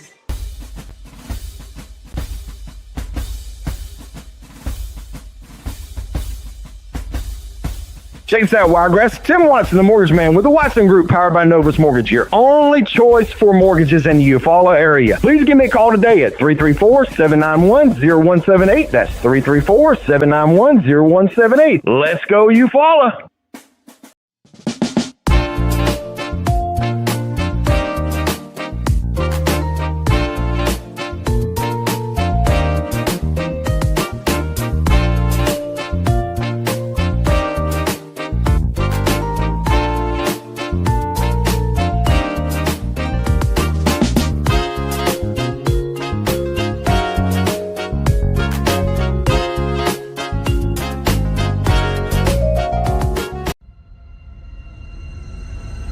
Show your Tiger pride with every purchase. Get the official Eufaula Tigers debit card. Available only at 5 Star Credit Union. Visit 5starcu.com to learn more. Hey, we're back at Tiger Stadium with the Tigers lead. This one, low-scoring affair, 7-0. And, last week the Tigers had 120 yards of offense at halftime in that game with Catholic. They actually were ahead of the Catholic Knights 8-0, 120 yards of offense to 48 yards of offense for Catholic. Tonight, it's even more lopsided. It's 86 yards of offense for Eufaula, 5 first downs, 5 yards of offense for Booker T. Washington, 2 first downs. The disturbing trend, Doug, is Booker T got 2 first downs on their third possession. They have 5 3-and-outs. That last one was a kneel down, one play to go to the halftime. But Eufaula picked up 24 yards on their first possession before they fumbled, 53 yards on their second possession that they scored a touchdown on, 5 first downs total, none since. No first downs, 4 straight 3-and-outs prior to the fumble down there on the goal line right before halftime. So no first downs for Eufaula since midway of this first quarter. Yeah, and if you think about it, if it wouldn't have been for the fumble punt, that really flipped the field position. So we gained a lot of yards on that turnover. The other turnovers have kind of been right there in the backfield, not a big field difference, but that one kind of flipped the field and got our backs against the wall because we had kind of backed ourselves into a corner there. Yeah, so anyway, it's been tough sledding here in the first half. Hopefully there'll be some things, it just really seems like a lot of it is execution, Doug. It's lack of concentration. And, the Coach Jernigan mentioned it right before we went to halftime, but, you've got to have a little bit of time to do something in the backfield. They're living in our backfield, which is what we saw Catholic do last week. Yeah, I know we're short some linemen, but still, we're a big enough school. Just because you got 1 or 2 guys out, you got to be able to plug somebody in and say at least get in somebody's way. So, it was a rough first half, but the Tigers do lead 7-0 here at halftime, Keith. And I guess I kind of know how they feel. When we were setting up tonight and went out there, they weren't there last week, and we went to put up some boards for the camera. We stuck them right in a wasp nest, and they flew all over me and Joe Avery that's helping us tonight with the camera. I don't know how either one of us didn't get tore up and stung. They bounced all off of us, but we got away unscathed and was happy about that. That's kind of how the Tigers have got to feel about this first half because they've dodged some bullets. Yeah, it's just, I guess if you were going to describe this first half in one word, it would be ugly. And it's just very ugly. Just that the execution is not there. The defense, let's step aside. The defense has played well. Defense, you hold anybody to 5 yards of offense in a half of football, especially when they started in your territory at least twice. And one time they started the Tiger 18-yard line and gave it back to the offense at the 20. So, the defense has played well. These comments are directed towards, unfortunately, the Tiger offense, and it's just been a brutal display so far through 24 minutes. Denard's run the ball, pretty good. Let's see, he's got 11 carries for 70 yards at halftime, but he went out banged up, and Keith, you get to thinking about it. I don't know who's going to carry McRae. Hadn't had a big night at all, and if you think about it, we went to Birmingham. McCoy, I think it was, had a big game, made some great catches. Yeah, we didn't look bad throwing the ball. That's been non-existent since then. Well, honestly, we haven't had time to throw the ball. Every time, even quick passes, they're getting in there. They're getting pressure. We saw one time they jumped up in Chandler's face. They came on a blitz, and he threw it and hit the guy in the midsection as he jumped up. So there's just been not enough time. One thing I haven't seen us do is, as the beautiful moon starting to break it out across the way here at the Tiger Stadium, but the Tigers may have to go to this in the second half. We'll see. One thing that may work, Keith, is we haven't seen on defense. We're a step and a half faster than the Booker T. Washington Golden Eagles. And it really shows. They could not get outside. They had to go to the passing game. But the Tigers have not gone to the speed sweep that they like to run so much. Just hadn't seen that here tonight. With them running that 4-3 tight defense, the speed sweep getting the speed to the outside might be the answer in the second Possibly. half. We'll see. I mean, we're just speculating up here. We're looking for answers. Yeah, absolutely. That's what I'm saying. We're just speculating here. Hopefully, they will come up with some answer for our offensive woes before we go to Ashford next week, because we're going on the road next week. Ashford's 1-0. Every one of those teams that were in Class 4A Region 2 last year have got Eufaula and Andalusia circled on their schedule, and we'd be a big prize to knock us off. We've got to figure it out before we go on the road the next couple of weeks. And that's not an easy place to go play. I think they'll be 2-0 when we go down there, and they'll be ready. They'll be looking to everybody that we play in that region this year. We can't go looking down, because the bigger program rolling in there, they're gonna be like, especially when we go to their house, they're gonna be looking to make their mark and get those headlines, because it definitely would be headlines. But we got some work to do. That's right. Real quick, I guess you gave the stats individually. Denard, like I said, 11 carries for 70 yards. Lynn, 3 carries for -4 yards. McRae had a fumble. He had 4 carries, 11 yards. JoJo Chandler only 1 carry for 7 yards. Passing department, only Chandler with the 1 completion for 2 yards. We were 1 for 5 for 2 total yards through the air. Booker T. Washington, on the other hand, 14 rushing attempts for -22 yards. They were 4 for 9 through the air for 27 yards, so a positive 5 yards was all. As ugly as our first half was, theirs wasn't much better. So it's going to be who can make some adjustments and win this game. That's right. And the Tiger Band is just wrapping up their halftime performance, and we are joined here in the booth here at halftime by Justin Sarge Shelley, the longtime manager here for the Tigers. Sarge, just talk about a minute. You were the manager for the Tigers starting back in the late 90s, I believe? Yes, sir, 1999. 1999, okay. And 1999, that would have been, was that the last year of the Mike Owens? Yes, sir, Mike Owens. Okay. And then all the way up until, what was it, 2019 or 2020? 2019, I guess. Yes, sir. Okay. So 20 years. Yes, sir. All right. So you've seen a lot of Tiger football. You might be Eufaula's #1 fan. Yes, and I was going to say a special shout out to my stepmom tonight, listening in Boston, Massachusetts, and my sister too, Courtney Johnston tonight, and Miss Meg Herron.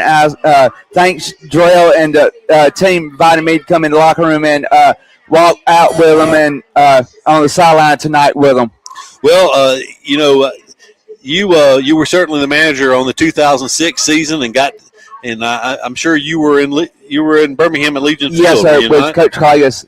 Yeah, and I want to give a shout out to Miss Gilmore tonight. Thanks, Mom, for coming to the game tonight, Coach Gilmore. And I want to give a special shout out to Coach Coggis. That brings me back memories for the game tonight. Getting honored as a manager for so many years with the Tigers. Right.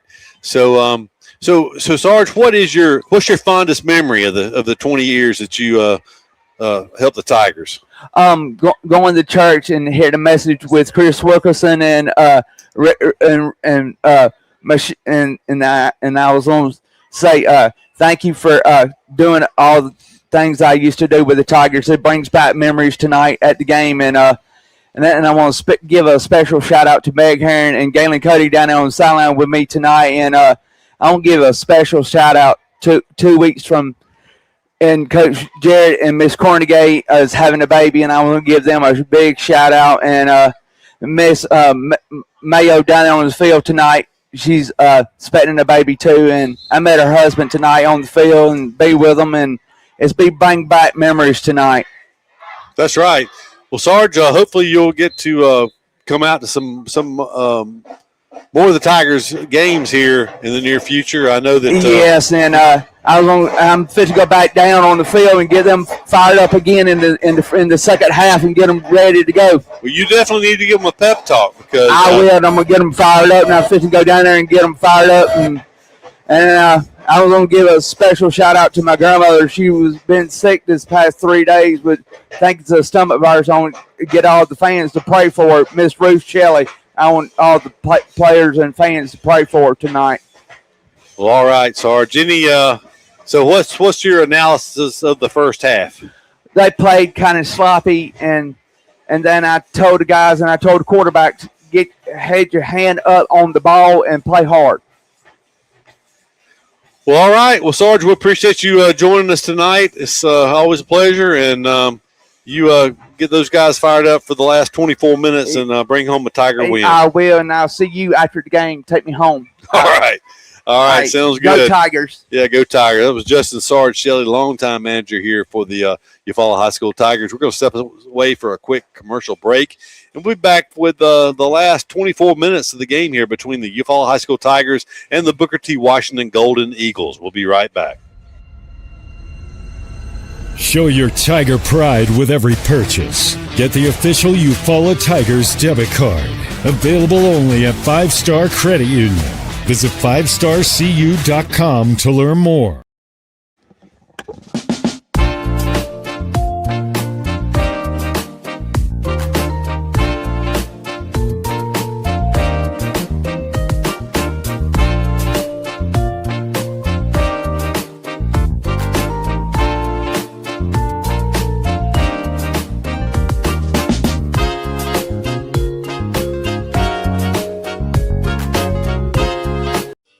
With the world changing all around us, everyone needs to be covered by insurance. So give Eric Glover with the Glover Agency a call and talk with Eric about auto, home, life, or last week's football game. Whatever your insurance needs, let Eric talk to you about being covered. The Glover Agency is located at 145 East Broad Street, Eufaula, Alabama. Call 334-687-0358. Easy Metal Building Kits, pole barns, and metal roofing supplies. APEC Metal Express carries multiple kit sizes and colors with at-home DIY instruction. APEC Metal Express. Fast delivery, superior quality, excellent customer service. R.W. Wingate and Company is a full-service accounting firm and a supporter of Eufaula High Athletics. They are located at 102 North Orange Avenue, Eufaula, Alabama, but licensed in multiple states. Richard W. Wingate has over 25 years' experience in public accounting, and the firm's services include personal and business tax preparation, bookkeeping, sales tax preparation, payroll services, audit of nonprofit and government entities, and business consultation. When doing extra is the point, contact R.W. Wingate and Company for your accounting needs. Hey, we're back at Tiger Stadium, and both teams have just made their way out of the locker room. We're going to be probably a little bit late starting the second half, but Tigers lead 7-0. It's a kind of sparse crowd all across the way that made their way down from Tuskegee for this game between the Tigers and the Golden Eagles. But Doug alluded to the moon. It's a very nice moon that's broken out tonight. A little cloudy around it, but it's a nice picturesque situation coming the night after the eclipse that took place last night. So it's a kind of a muggy night for football. It was cool, unseasonably cool last week for an opener. We are still in the month of August, as it's August 28th tonight, and but Doug, this feels more like August weather for high school football. Yeah, and really this is not bad at all for this time of year. We've seen it a lot hotter than this. Yes. We just lucked out last week with the weather. Yeah. So it's 80 degrees now. It feels like 86 here at 8:27 Central Time. But says there's a chance of rain in the next hour, 24% where we sit. I don't know that would have any effect on the Tigers with only one completion for 2 yards. And, Doug, there's so many different ways you can advance the ball with a pass. You can throw screens. You can throw quick outs, quick slants, fades. even if you don't have a lot of time to throw, it'll be interesting to see if the Tigers try to loosen up this Eagle defense by putting the ball in the air some here in the third quarter. I do see Denard on the sideline, but he is walking around with his hands on his back. I'm not sure. He's not warming up with the rest of the team, and that might not be a good sign. Yeah. Well, it will be the Tiger offense to start off the third quarter. So they will have an opportunity to get some separation in this game. And those of you who tuned in last week or those that were here at Tiger Stadium know that, it was an 8-0 lead to start the third quarter last week. Of course, Catholic took the ball to begin the third quarter. They promptly went down and scored and made it a 2-point game. So tonight, Eufaula has got that opportunity to take this one-score game and open it up some. Oh, we got it now. I don't know if Joe can get a shot. The Sarge is down there working on the officials as he's walking away now. He's got them straight. We won't have no more. We won't have no more offside. He is in his element now. I'll tell you. We watched. If you know Sarge, you love to watch him. And just as pure heart in football as you could ask for. He's 100% Eufaula High Tiger. So it will be the kick return team. The first time we've seen the kickoff return team tonight for Eufaula, as this game, of course, is a 7-0 shutout right now through the first 24 minutes. Let's see what the Tigers can do to build some momentum into next week. Tigers do travel next Thursday night. Short week on top of that, Doug. It'll be a Thursday night kickoff, but a Wednesday night coaches show from Lake Eufaula Sports Park and the Watson Group, powered by Novus Mortgage, coaches show next Wednesday night at 6 o'clock. Never know what you're going to learn. I learned a little bit about buying a house last night, even as old as I am. It was good information. It really was. It was. And I learned how to say his one of our sponsors' names correctly. So that's always good. Of course, Tim Watson, the mortgage man. Many people know that name from the Wiregrass in mortgages, but it's the Watson Group, powered by Novus Mortgage. That'd be like being a star quarterback in NFL, I guess. If the folks you're playing for don't get the interest rates right and do right, I guess you just go to who does. And that's what Tim has done, and he's very good at what he does. He knows how to make things happen. So we appreciate it. I actually shared some of the information he shared last night. The interesting thing to me, he was talking about the young lady who had a 589 credit score, and they made one little adjustment, one thing, and bumped her credit score from 589 to 650 in literally 2 or 3 days. Their studio, Amy Pollard and B1053 was next to our ESPN studio for a long time, and some of the people they would bring in and the testimonies and the stories they would tell, it's amazing some of the things they get done. So he's always a good one to call. We're about ready for the second half kickoff here. Maybe the Tigers can make something positive happen here and let's stretch this thing out.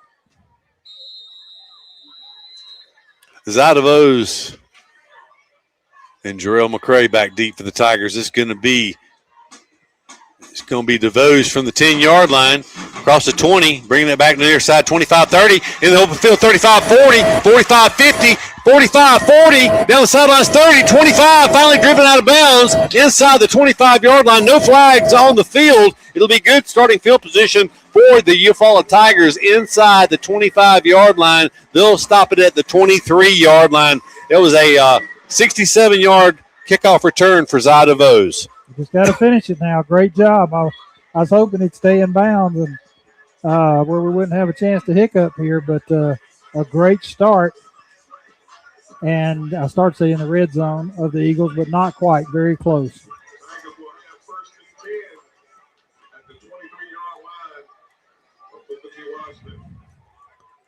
So DeVos is a starting receiver. He may need a break and after that one. Denard is in at tailback. Tigers looking to the sidelines. So this first down. Once again, the Tigers in excellent starting field position at the 23-yard line for back-to-back possessions beginning in Eagle territory. They'll take it. It's going to be kept by Chandler looking to try to sweep the outside. He's going to be spun down after a short gain down to the 20-yard line, but a positive play nevertheless, gain of 3 yards on that first down play. Well, a fake up the middle, and they kind of went for it. He just couldn't get to the outside. I don't know if that's that wasn't a speed sweep to the outside we were talking about, but it was a positive gain there. Makes it 2nd and 7. Kind of a more of a zone read, kind of an outside zone read that time. Is he faked it to Denard up the middle and kept it around the right end. This time he's going to take it, and it was flags on the field. We'll have to wait and see who this is against. Normally a pre-snap penalty is going to go on the offense, and where it threw in the middle, it's going to be movement or moving the ball by the center. Going to be false start, and here we go, Doug, rearing its ugly head. McCoy was open on a cross right there. Got up to the snap. So the Tigers were penalty-free in the first quarter. And we haven't talked about the total, but the floodgate on the penalty is they've continued to have crucial penalties here. I'm going to throw it. It's going to be dry. It had something working here on the outside. It's going to be incomplete. It'll be 3rd down and 13. Dude, we have not attempted a field goal this year. You would like to not trot your brain.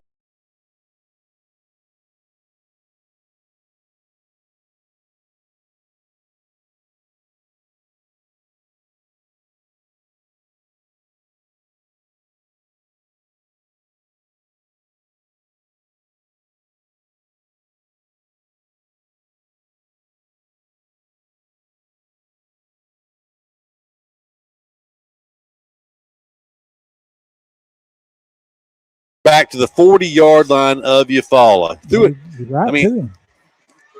Had the receiver behind the defense that time, but threw it straight to the defensive back.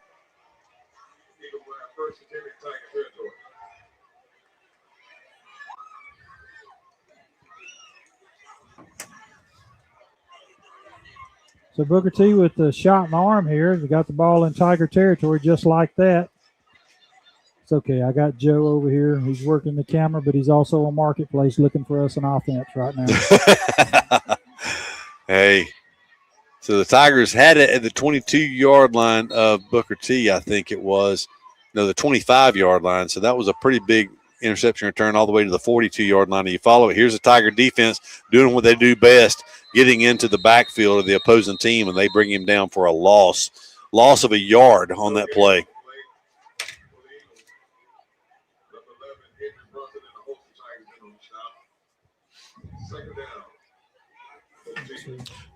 .10:30 counting here in the third quarter. 7-0 game in favor of Eufaula.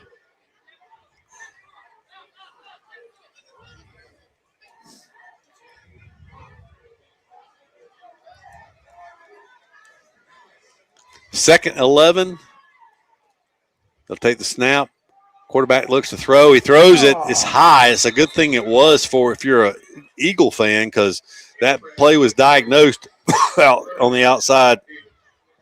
And we'll check the number of the Tiger. It was actually Jaquavius McCray who came up, and if that had been a lower throw, it would have been going the other way. McCray had that one timed. He was going to step right in front and take it probably to the house, but maybe the quarterback saw it at the last second and was able to just throw it high and out of bounds. But that was a break there for the Eagles.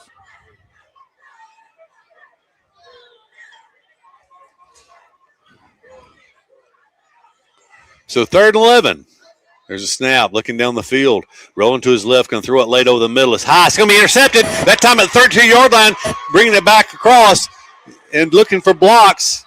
Going to take it back to around the line of scrimmage where the ball was snapped at the 43-yard line of Eufaula. So he missed the last one, but he got this one. That was Jaquavius McCray on that interception.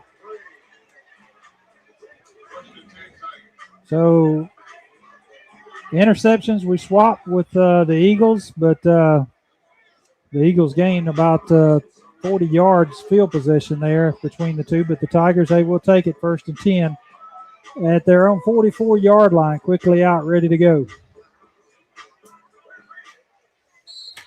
So the Tigers had it. They're actually going to be the 45-yard lines where they're going to snap this. It will be Malik Lynn at quarterback. They're going to take it. They're going to hand it to McCray, who's going to cross the 45. This is one of the harder runs he's made this year, not in yardage, but in just determined run. That time he takes it for 4 yards up to the 47-yard. Actually, about the 48-yard line. He had a good push by one of the linemen. I think it was number 71 who kind of fell in behind him there because he got held up a little bit at the line of scrimmage and just kind of pushed the whole pile forward for a good positive gain there. I tell you, Booker T's kind of getting a head start on all these plays, Keith. You feel like the Tigers could get a free 5 anytime they want it. So, pistol formation, Malik Lynn. So McCray, once again, McCray gets it, bouncing it to the outside. He's going to lower his head, cross midfield, maybe get around the 49-yard line. He's going to be about 3 yards short of his first down. It'll be a long 3. That was Denard that time. Oh, it was Denard. A 3-yard gain. A little extra after the whistle there. There was some pointing going both ways, but I don't see a flag, so nothing called there. I thought maybe for a second there was a flag. It's going to be 3rd and 4 from the right at midfield. They spotted that back. He looked like almost the 49-yard line, but they spotted at the 50, so it'll be 3rd and 4. Denard stays in at running back. Lynn is a quarterback. Takes a snap. Lynn takes it. He's going to look to throw. He's going to pull it down now. He's going to be sacked. A 5-yard loss. So it's back to the 45-yard line of Eufaula. No gain on the play for the Tigers. Brings up 4th down.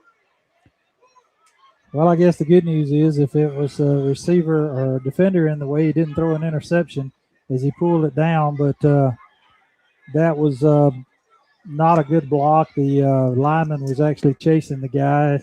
They used to call those lookout blocks, Keith. All they do is turn around and say, look out. Yeah. So here it comes.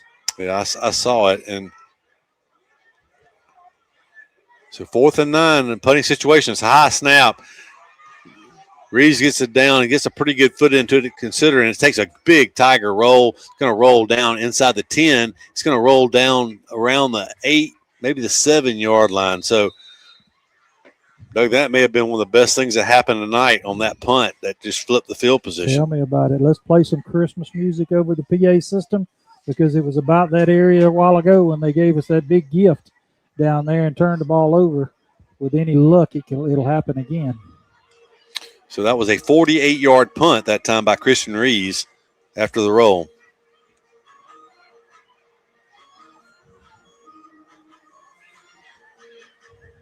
So, the defense has done a good job. They have them backed up here. You know what? I've been calling that wrong. It's Adrian Solario. Adrian Solario is the punter. I'm sorry. I had to correct myself once I realized it, Doug. Yeah, we've had trouble with not giving him credit, I think, so far this year on a couple of occasions. Quarterback will stand at his the ball's at the 7-yard line is where they marked it, but he's at his goal line. Just a quarterback keeper around the left end. He's going to take it and maybe pick up a yard. He is short of the 10-yard line, so just took it and just a student body left. He picked up a yard on that play. That brings him back to a negative 25 yards on the night. It's a rough night for the quarterback. Bedgood.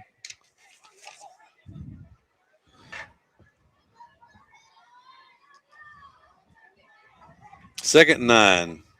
Under 7 to go here in the third quarter. 7-0. The Tigers lead. It crosses the 10. It's a positive play. He'll get out around the 13-yard line. So That brings up third down and a short 5 as there's a Golden Eagle injured on this play. Yeah, the Tigers had a player have to go out, big 44. His helmet came off, so 6:22. They may take the heat timeout. I tell you what, we'll take a timeout too. Play it by ear. We'll be right back after this timeout.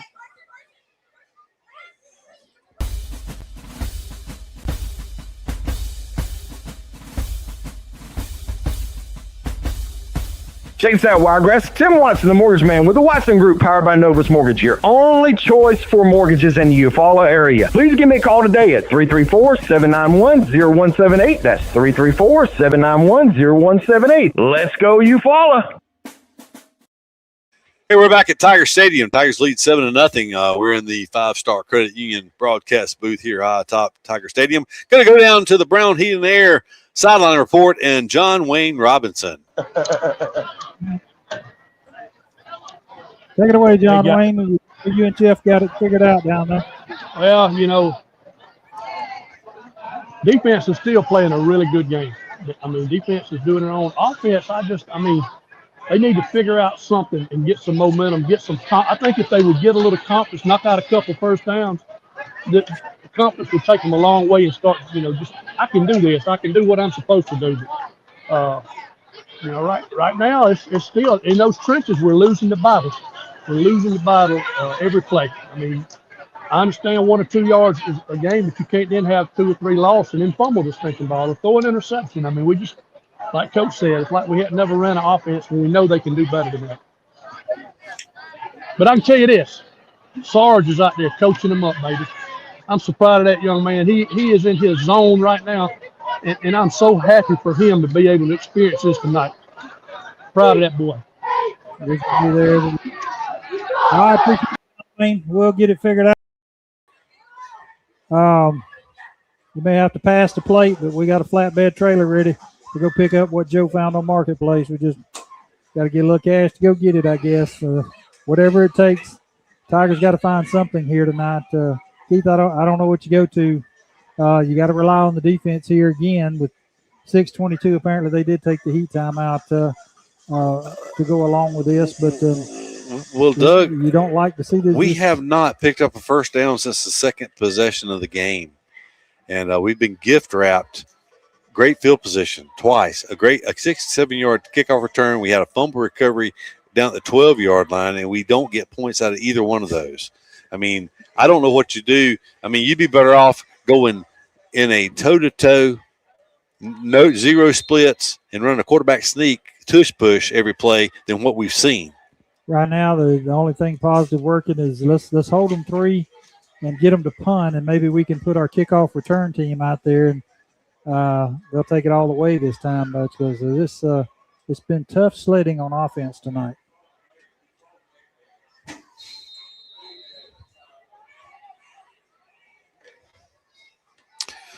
So third down, a short 5, a long 4. We'll call it 5 yards officially here from about the 13-yard line. First down would come up around the 18-yard line. Going to hand it off in the backfield, looking to sweep the outside in the Tiger pursuit. The defense does their job once again as they bring down for no gain on that play, possibly a slight loss, but it'll be fourth down in a punting situation, Doug. And, it's going to be Zyda Vose, who had a 67-yard kickoff return earlier to start the second half. But you know what? Looks like the Tigers are going to leave the defense. Actually, it's going to be Naylon Murphy who's going to drop back to return this. Well, I don't know who the down marker guy is working with Paul Holly and the crew over there. We need to find out, because he was the first one to let us know there was no gain on that and that they were not picking up first down. We appreciate it. So there's a low snap, punts away, going to hit, takes a neutral bounce, and wisely Murphy's just going to let it bounce right there inside the 40-yard line. Once again, excellent field position for Eufaula. Going to start at the 39-yard line of the Booker T. Washington Eagles. 5:05 to go in the third quarter of play. Still just a 7-0 ball game. Well, I mean, it's hard to score, Doug, unless the defense scores when you haven't picked up a first down in 7 possessions. I don't know what the head official was telling, but he got in the middle of our huddle that time and was telling all our guys something. As much as possible, I'm going to try to watch offensive line here, Doug, because it seems though that has been the difference. We've been some mistakes in the backfield, but it's due to pressure and lack of time. Well, they went to a 5-man front there. And they handed off to Perry Denard, and Denard with some determined running. That's the best run we've had in a while. Well, he had a 7-yard run on the next to the last possession before we lost 2 yards on the next play. So 2nd down and 4 after the 6-yard gain. They immediately go back. Nope, they're going to go back to the 5-man front there. They've been in a 4-3 all night until this possession.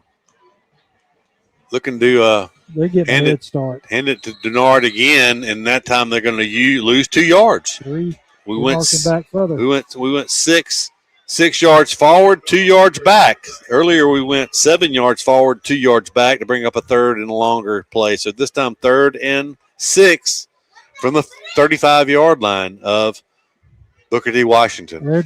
Right now they're doing the 5-man front, but the 2 linebackers are just getting a running start. A delayed count, if we can stay onside, would be a free 5. It wouldn't be a first down, but it'd be awful close to it. As Golden Eagles are doing some subbing up top now. I mean, I agree with you, Doug. Right here, you got to try the delayed count, I would think. Well, they're back to the 4-3. We're going to take it. We've completed 1 pass tonight. Throw it late. It's complete. It's going to be a first down inside the 20. Staying on his feet, trying to pick up additional yardage. The ball. The ball was taken away. I think he was out of bounds, but they took the ball. They're giving it to Booker T at the 17-yard line. The pass was complete. It was complete to Zai DeVos. He was fighting for extra yardage, and you see that happen sometimes. There was 2 Eagles down there, and one of them was able to strip the ball away from him. Yeah, no, he bought a lot of time. I think it was Chandler at quarterback as he was able to avoid the rush, find the open receiver, hit him in stride, and they just he had it tucked in his outside arm, but right along the sideline they got it away from him, and the official said it was a good turnover. A quick pass, intercepted. It's going to be a defensive touchdown, it looks like. Into the end zone. It is Henry Brunson. My goodness. Defense finally creates some separation.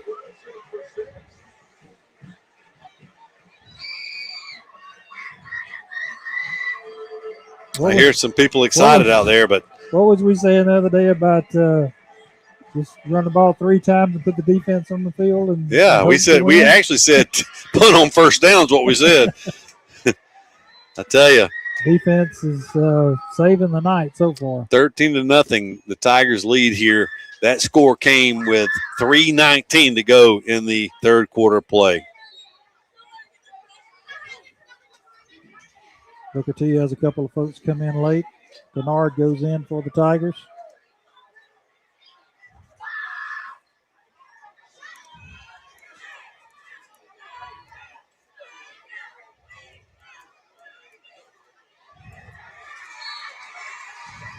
Kick is up, kick is good. Tigers lead 14-0 with 3:19 to go here in the third quarter, Doug. That's better. You breathe a little easier if you're a Tiger fan with the 2-touchdown lead at this point. There's still a long time to go. There's still over 15 minutes left in this game, but at least you're not a touchdown 2-point conversion away from being behind. Yeah, with that one score and crazy things happening all over the place. And it's been such a game of one side emotion goes down, then it's right back up. I mean, just crazy play after crazy play. I don't know that I've ever seen a game. This rivals the 3-2 Auburn victory over Mississippi State back in the Tuberville era. Yeah. This is this is one of those when they say it was ugly. Not only is the U capitalized, but the whole ugly is capitalized because it has not been pretty for the Tigers nor the Eagles. Fernando Salas has the ball on the tee. He will kick it away here from the 40-yard line. He puts a big foot into it. It's a driving kick down toward the corner. It was a line drive that hit at the goal line and bounced well through the end zone. So showing a strong leg there was Salas. Man, not only that, how valuable is a kicker that if he could do that on a regular basis, we know he can put it in the end zone, but if he can do it around the numbers every time, when you can cut down the field like that on a kickoff and you say it doesn't quite go in and they have to return it, you've already got them in a corner. Right. So. Oh, that was a great kick right there. Booker T comes back out. The best thing they could do for the Tigers is maybe throw it again.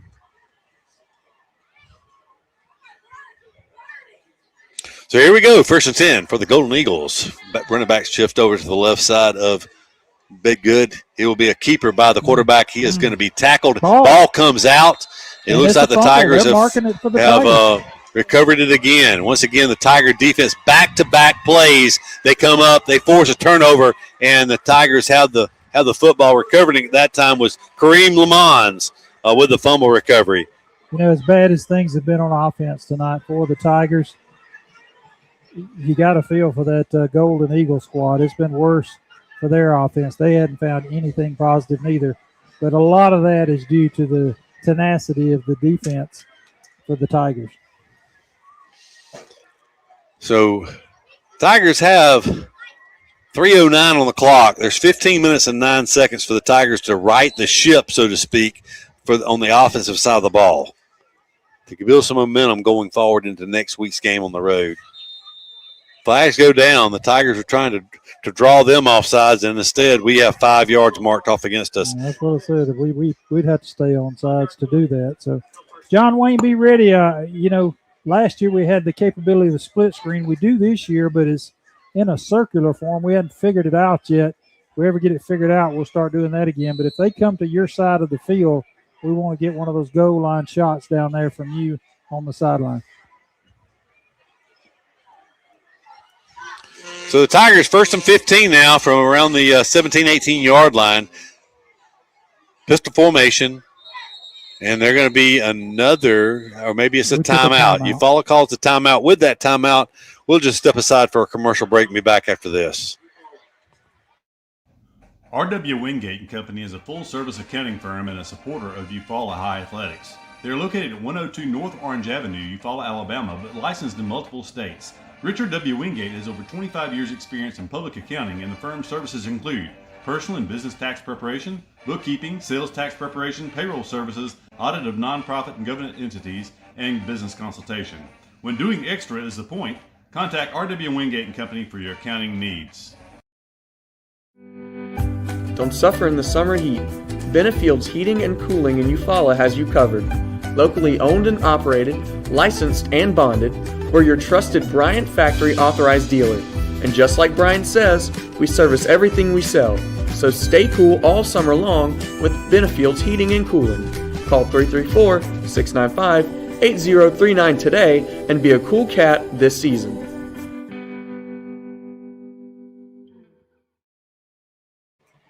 Hey, we're back at Tiger Stadium. The Tigers have 1st and 15 in the red zone, leading 14-0 now over the Golden Eagles. It'll be JoJo Chandler at quarterback. It is Perry Denard behind him in the he will go in motion. Chandler looking to throw. He's going to throw it. It is tipped and incomplete. 2nd down and 10. We got to find a way to make that work. It was a great decoy. Quarterback had 4 people right in his face. So, I mean, you're basically going 10 against 8 or 7 on the other side. When you can take away 4 defensive linemen like that, you like your odds, but he was unable to get it over and complete. It was intended for Reggie Boyer, the tight end. They had set up that tight end screen. 2nd down and 15 now, though, after the tip pass. Seen a couple of passes attempts by Chandler tip tonight.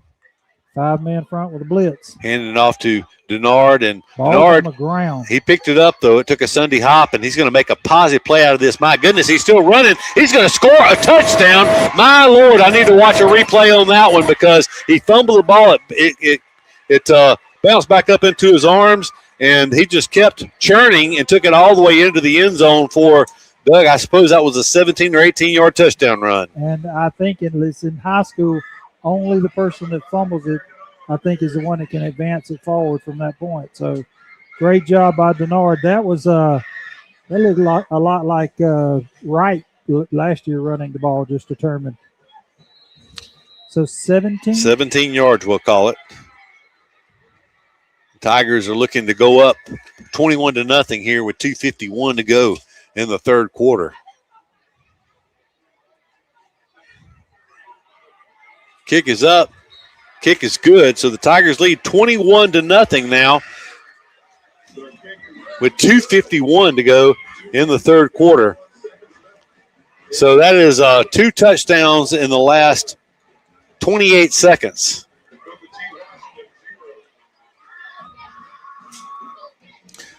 So,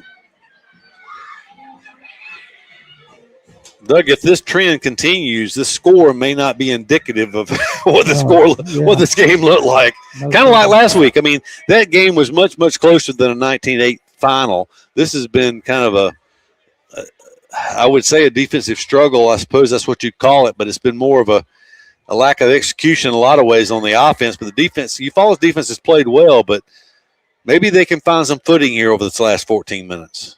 Yeah, this one's a lot like last week. I looked at the score several times last week on some of the charts, and first, how did we lose? But how did you lose 19-8? It just. What a kick. That kick, my goodness, it almost went out of the back of the end zone. That kick landed 9 yards deep in the end zone.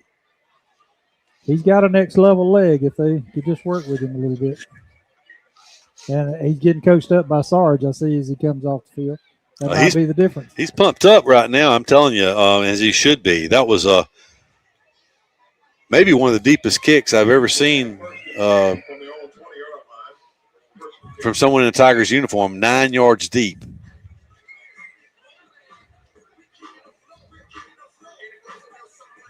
Well, Booker T has not had anything go their way the last couple of possessions. We'll see what they have here. 1st and 10 from their own 20. Well, back-to-back turnovers on 2 plays in a row. This time they choose just to hand the ball off on a buck sweep. It'll be a 3-yard gain around the right side, which is a positive play. It brings up 2nd down and 8. Or I'm sorry, 2nd down and 7. Keith, that was actually number 16. I don't think that's the first time he's carried the ball tonight. I believe it was Lamons, the primary tackler that time for Eufaula. Let's see if we can get you a. Oh, he's out now. So number 10 is in there now doing a little swapping around. They try to draw the Tigers off sides unsuccessfully. Still 11 seconds on the play clock as they change the play. They've got the actual play on the replay board. Going to look to run the ball and breaking a tackle, but he paid for it. Is coming up out of the secondary that time. Laying the wood was Josh Blakely. He is a senior defensive back.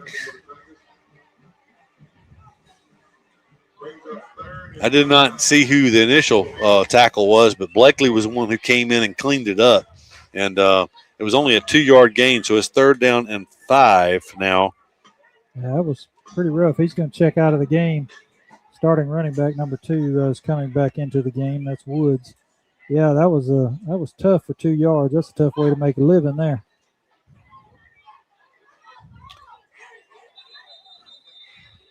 So Tigers faked a blitz, but it was in the secondary, so that wouldn't have been an offside. I think they pointed towards. Yeah, so they're going to lose 5 yards there. It'll be 3rd down and 10 now. I think the slot might have moved. He saw that blitz coming, and so we talked about the long drought in first downs for Eufaula. Booker T's only picked up 2 first downs for the game, and they came on the same possession. That was their 3rd possession of the night. This is their 12th. Quarterback, Bedgood, rolling to his left. He's going to let it fly. His man is down there, single coverage, and he's going to catch it. They threw a flag for interference on Eufaula, I believe, but that was just a single coverage. It's going to be interference, which they'll decline the penalty and take the play. That was easily their longest play of the night. 39 yards. 39 yards on that throw and catch. And just as I say, they hadn't picked up a first down in 8 possessions. They pick up a first down. And Doug, 39 yards of offense. That's more than they had the whole game. It's more than the entire game. They had 5 in the first half. So 1st and 10 from the 41.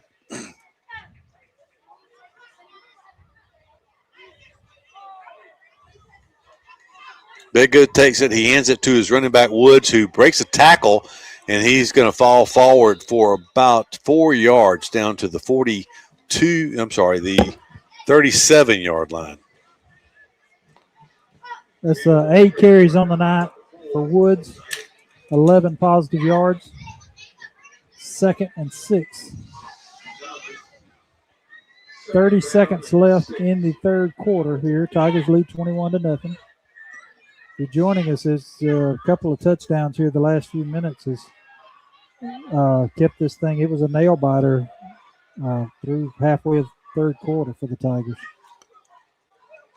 Woods trying to get to the outside. He is going to make it. He's going to take – actually, he got cut off late, but he's going to be about a yard short, maybe 2 yards short of his first down. He'll pick up 4 more yards. It's going to be 3rd down and 2, Doug, and that's the shortest yardage situation I can remember for Booker T. This is the end of the third quarter. At the end of the third quarter, Eufaula leads this game by a score of 21-0. We'll be back after this commercial break.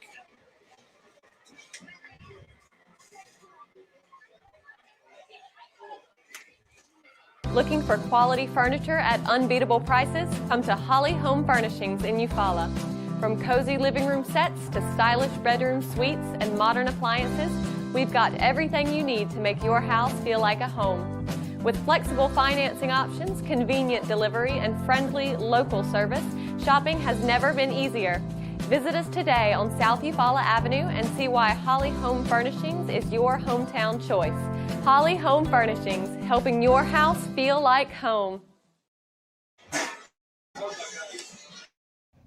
R.W. Wingate and Company is a full-service accounting firm and a supporter of Eufaula High Athletics. They are located at 102 North Orange Avenue, Eufaula, Alabama, but licensed in multiple states. Richard W. Wingate has over 25 years' experience in public accounting, and the firm's services include personal and business tax preparation, bookkeeping, sales tax preparation, payroll services, audit of nonprofit and government entities, and business consultation. When doing extra is the point, contact R.W. Wingate and Company for your accounting needs. Show your Tiger pride with every purchase. Get the official Eufaula Tigers debit card. Available only at 5 Star Credit Union. Visit 5starcu.com to learn more. Hey, we're back at Tiger Stadium where the Tigers lead 21-0 as we head into the fourth quarter of play. Booker T with a possession play here, 3rd down and 2 from the 33-yard line of Eufaula. Doug, the defense of Eufaula has done a great job. We don't have a count on the number of negative plays they forced, but it's been quite a few. Let's see, just in the rushing, 1, 2, 3, 4, 5, 6, 7, 8, 9, 10. There's 3 zeros, 10 negative plays, and that's out of 14, 15, 16, 23 total plays. My goodness, 10 negative plays. 3 zeros. Out of 23 plays total. That's something. Rushing. I got you. So 3rd and 2, what do the Eagles do here? They've had a little success running the ball here on this possession, but overall they haven't. They're going to hand it off again, and he's going to be stacked up, and they're going to stop him short, I believe. It's going to be very close, but I believe it will be just short. I think they're going to measure this one, Keith. They gave him a pretty good spot down there. I actually think they gave him a better spot than what it initially looked like, so it will be a first down. So 2 first downs on this possession, 4 for the night for the Eagles. This possession began back at the 20-yard line of Booker T. Washington following the Tiger score. So it has moved 50 yards on this possession, easily their best of the night. Quarterback looking to throw. Big Goo's going to throw it late. He's going to throw it out of bounds. There were 2 Tigers down there covering his intended receiver, but that pass sailed 3 or 4 yards out of bounds. Yeah, it's a good play by the quarterback. I think he intentionally did that. It was a good 8 or 9 yards out of bounds over there. Made sure wasn't nobody going to get to that one as he threw into double coverage. Keith, let me see, number 62, Jonathan Butts. I wonder, he has been going against the big guy from Booker T all night long, giving up a lot of size, but he's done a very good job against the big lineman down there. So shout out to him. 2nd and 10. Going to take it. They're going to hand it off, and Tigers are there, but a breaking a tackle. We saw that last week be a problem as we were tackled much better in the first half. After that broken tackle at the line of scrimmage, positive yardage down for an 8-yard gain. Yeah, they had him in the backfield. Just brings up 3rd and short now. 3rd and 2 yards we'll call. That was Washington on the carry for the Eagles and running very hard. So back-to-back 3rd and 2s. They converted the previous one. Going to hand it off. This time they will not. Tackled in the backfield. We'll try to see who the Tiger was that penetrated and got that tackle, but it was Jamyron Thomas who made the tackle. They're going to call it a 1-yard gain, but it will be 4th and 1. It did not look like he gained anything on that play. But a 4th and 1 play here as the Eagles come up. The Tigers are still shifting around on defense. I think they're set now as the Eagles delay. Look into the sidelines. A big play here for them. Eufaula leads 21-0 here in the 4th quarter, but the Eagles with their deepest penetration, it's going to cost them 5 yards as they took off running before the snap. 10:07 to go here in the 4th quarter. That's going to cost the Eagles 5 yards. It'll be 4th and 6.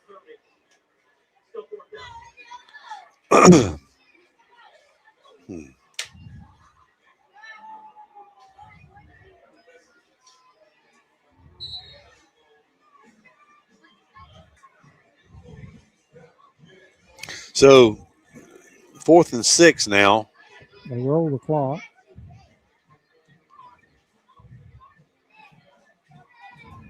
Quarterback looking to throw. He's going to throw it down the field. Has a man there. He's going to drop it. Another flag. Oh, I was concerned about possible interference, but he let him go. But they're going to bail him out with an interference call. Man, there is just no touching nobody tonight, and it's so. Yeah, look, some of them I'm not fussing about, folks. They said offensive pass. I was going to say there was so much hands-on last week that I felt bad for the defense there if that would have went against the defense because, I mean, it's like, just playing all – it's like slow dancing and fast dancing. You know, it was so close last week, and you better not get close this week. But it goes as an incomplete pass, and the Tigers will take over.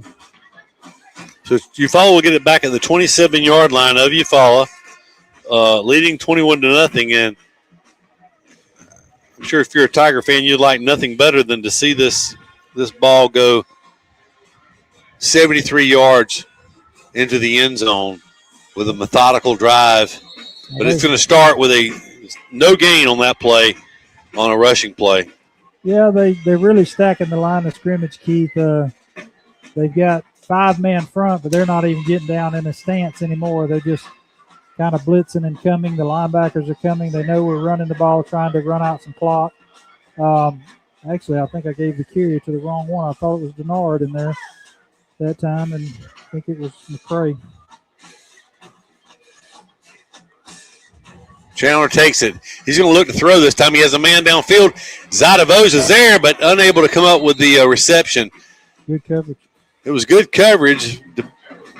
DeVos, the ball was just a little to the outside, not a bad throw, just unable to come up with that. But it's 3rd down and 10 already after the 2 plays with 9:08 to go here in the 4th quarter. 21-0. The Tigers do lead in this game, but still a good ways to go. Oh.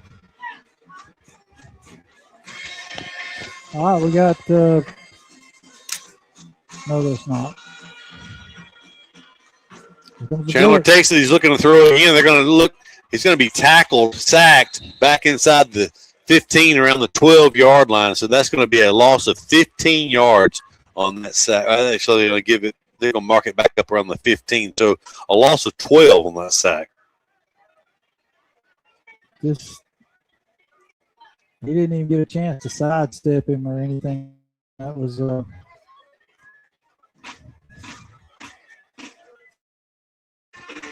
they just tee it off to the Tigers. You got to do a quick hitter or go to the outside or something. Try to find that seam, that gap.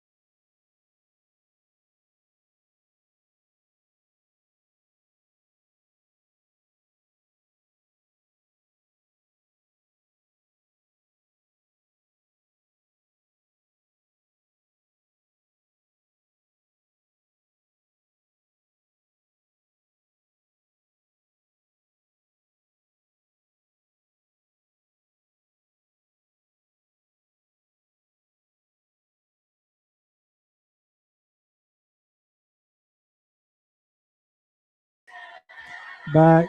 We didn't lose because of John Lane was still on. We did lose the feed when the internet went out.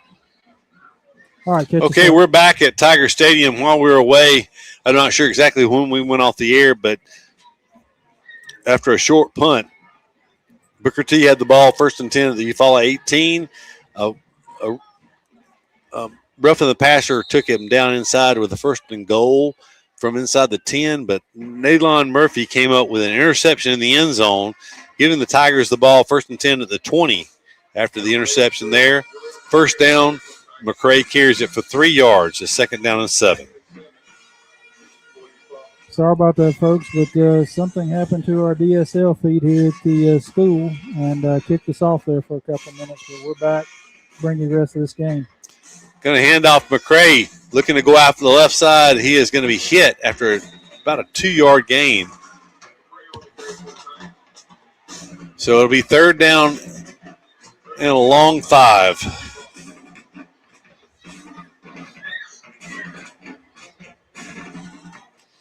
Tigers could use a 1st down here, give the defense a break. They've seen a lot of plays the second half. McCray lines up in the backfield. Malik Lynn is a quarterback.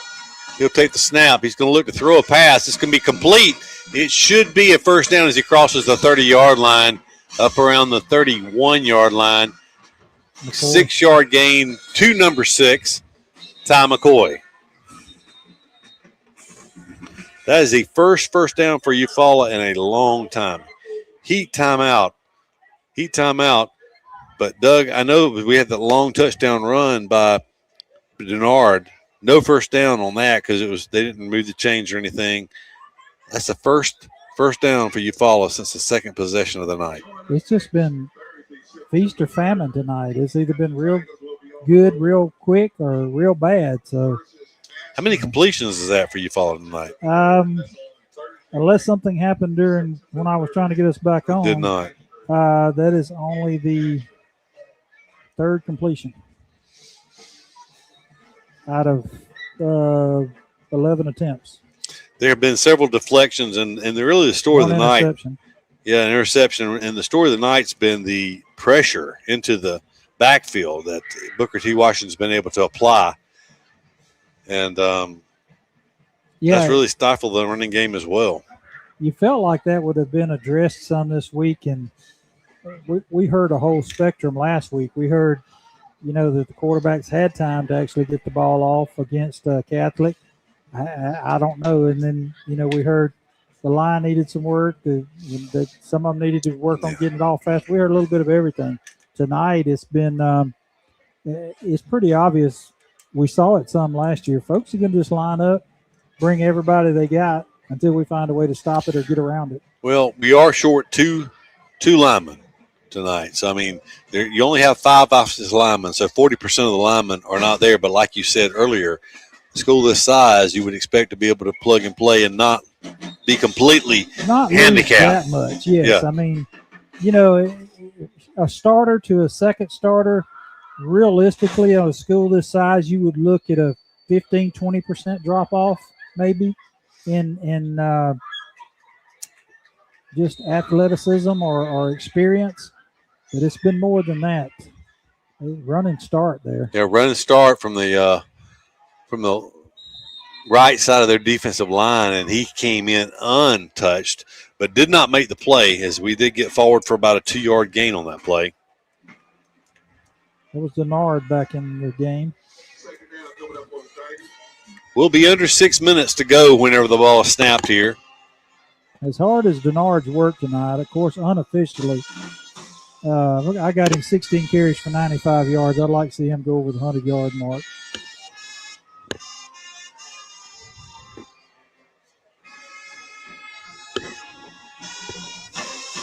Now it's a 5-3 defense. They brought McCray takes it, and he is just running around. Finally gets loose, so he makes throws late, wide open, and we drop the ball. Oh my goodness, he was across the line of scrimmage anyway. He did keep his eyes downfield, which is a good thing. But it would have been a long touchdown call back because he was actually across the line of scrimmage. That's a loss of down as well. So it will remain 3rd down and 8 after that incompletion.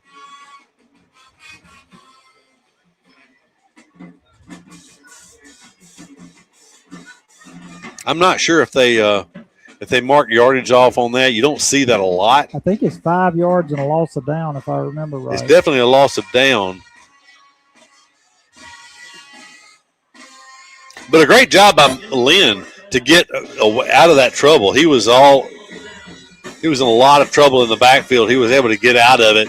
And the bad thing about it is, Doug, if he had just ran the ball, he would have picked up some positive yards on that play. Yep.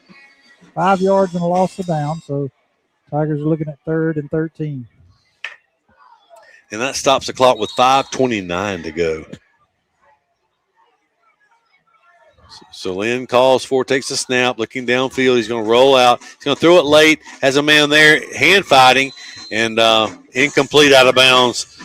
It'll be a 4th down punting situation for the Tigers. It's been a couple of times tonight, Keith, and our line is not giving them time. Don't get me wrong, but our quarterbacks will drop back, and you literally see them. You play quarterback. You don't have time to spin the ball.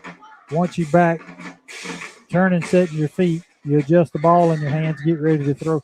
I mean, all that's got to be done in a fluid motion, and they're just teeing off coming at us. It's 4th down. I guess this is a quick kick we're setting up for. It is a quick kick. It's going to be caught at the 42-yard line, and Tigers do a good job just running out of bounds for no gain on that, no positive return yards on that. So it'll be 1st and 10 for the Eagles. 5:14 still to go in this one. 21-0. Eufaula leads in this one. It'll be 1st and 10 Booker T from the 42-yard line. Well, it'll be a Thursday night game next week, folks, from Ashford. Keith, I haven't looked it up. Have we ever played Ashford? I will look in just a moment. I don't know if we have. It's been probably quite some time, but Tigers will travel down for their first ever 4A Region 2, or first ever 4A region game.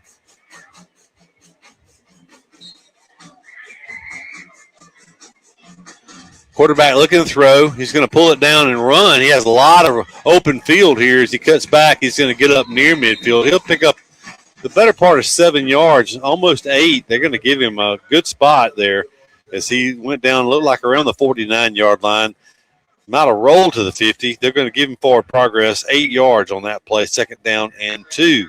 We are under 5 minutes finally to go in this game. Bedgood's had a tough night. It's good to see him pick up 8 yards there. I hate to see it against the Tiger defense. To keep this his 8th carry on the night. And with that 8-yard gain, he's still negative 26 yards. So 2nd down and 2. Running back now around the end with some running room. That's the starting running back, Woods, who took it inside the 40 to the 38-yard line. So 12 yards on that run, Doug, and that may be the longest run of the night for the Golden Eagles. It officially is.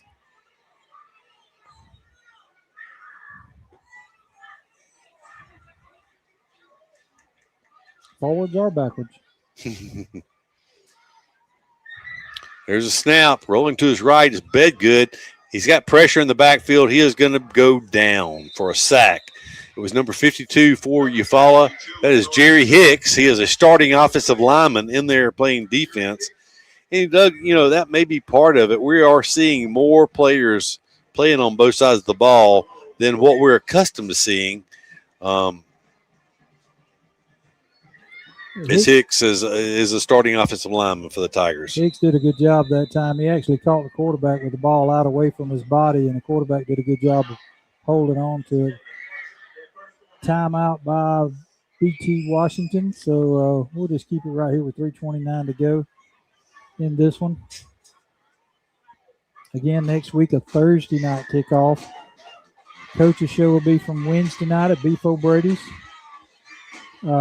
Be sure to come out and join Jarrell and ask him some questions if you want to. They have bowling going on. They have They have something on Wednesday night. I forgot what she said, Cinco or something like that. I'm not sure.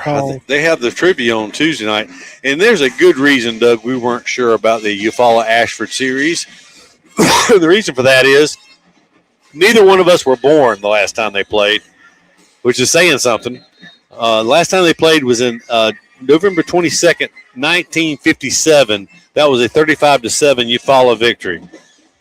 So the last time Eufaula is actually it's weird. It's 4-0-2. Eufaula's never lost to Ashford, but the series goes back to 1953. They played, and believe it or not, they played twice in 1954. That's a duplication. That's got to be the tie is a duplication. It's 4-0-1 is what it is. Good defensive play, breaking that pass up by Henry Brunson. I think he may be cramping up. It's going to be 3rd down and 15 when we resume play. Brunson laid out and deflected that pass away, but that stops the clock with 3:23 to go. It'll be 3rd and 15.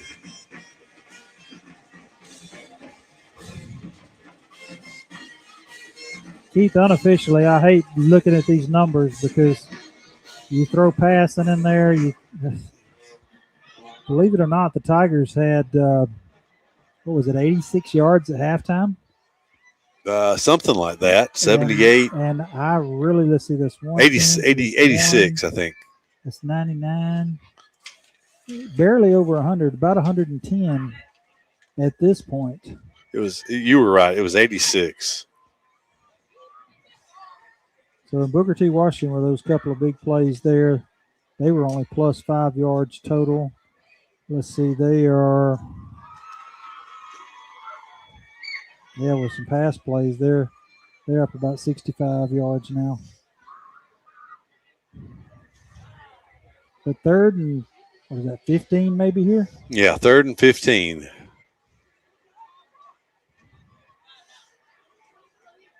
Shout out to the crew that does the Eufaula field again. Absolutely gorgeous tonight. Andrew Dunson, he is actually on the chain gang as well. Looking to throw, it's going to be a fumble, and it will be covered, I believe, by Booker T. Washington back at the 49-yard line. But, Doug, that is another loss of about 5 more yards on that play.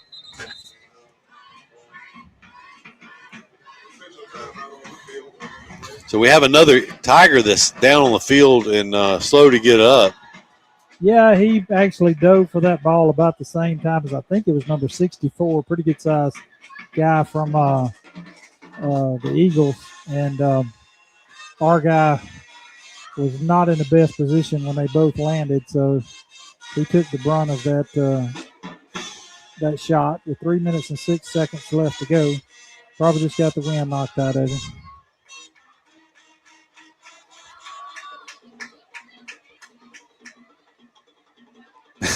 and check out who is walking right alongside. I see that.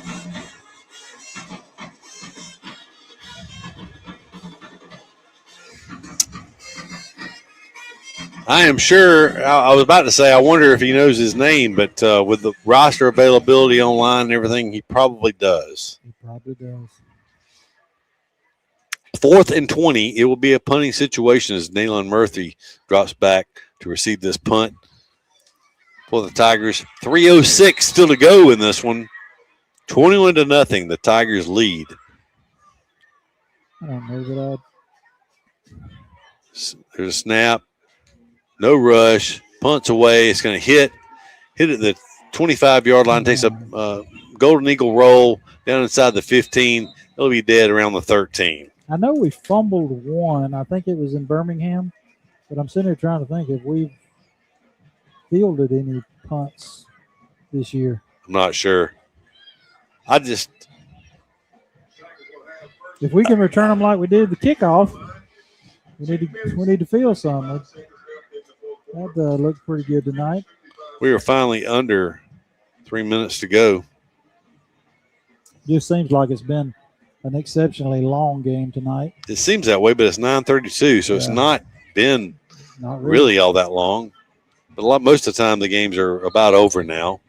Depends. If the Tigers could run the football and pick up a first down or two, they could go ahead and end it here. Going to take it, hand off. It's going to be stacked up right there. Scrum, rugby scrum down to about the 15-yard line, 2-yard gain.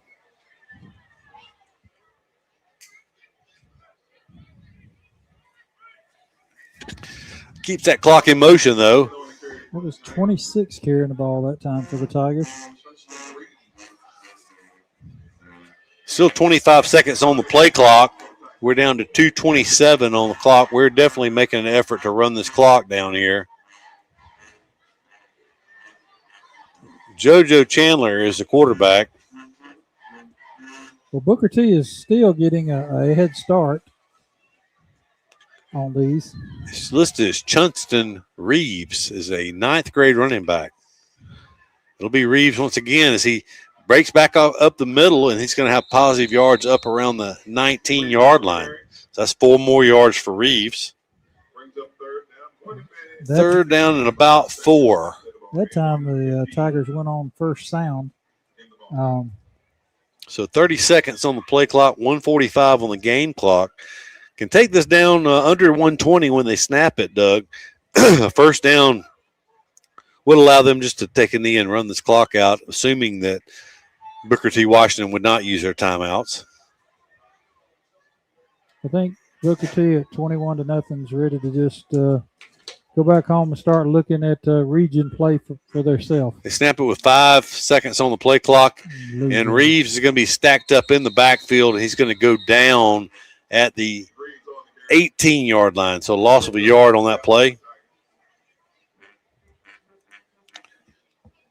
As we roll under 1 minute to go in this game, there is 31 seconds on the play clock. Tigers run the punt team in, but they can punt this ball with right around just a little over 30 seconds left. If Booker T does not field the punt. They fielded almost every one of them tonight. Even the short one a while ago that we barely got off. They covered about the 10 or 15-yard line. Well, I mean, it's hidden yards. This is going to be a quick kick if we're going to take a timeout. We're at 29.7 seconds. And Doug, you know, this is a situation here where it's not been a pretty game at all. It's 21-0. It is a 3-touchdown lead, but here you just want a good snap. You want to kick the ball where you can cover it and not give up a cheap late score. Absolutely, yeah, and it's. If you look at it from Booker T's side, this is probably one of their best chances to score tonight. They've been all over. We're slow. I mean, there's no two ways of putting it. Nothing against the punter, snapper, nobody. But we're not getting it off in a hurry, and we're not getting off very good punts when we do punt. They're doing a good job of fielding them and making returns. So they've got their starting running back to return this one, but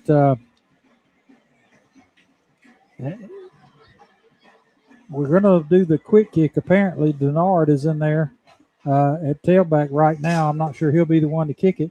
Actually, we've got it off with more room than we have when we put the punter in there. So I say let Denard kick it. This is the regular offense. The way they're set up in the pistol formation. But did they not shift to a quick kick? I don't know what they're going to do here.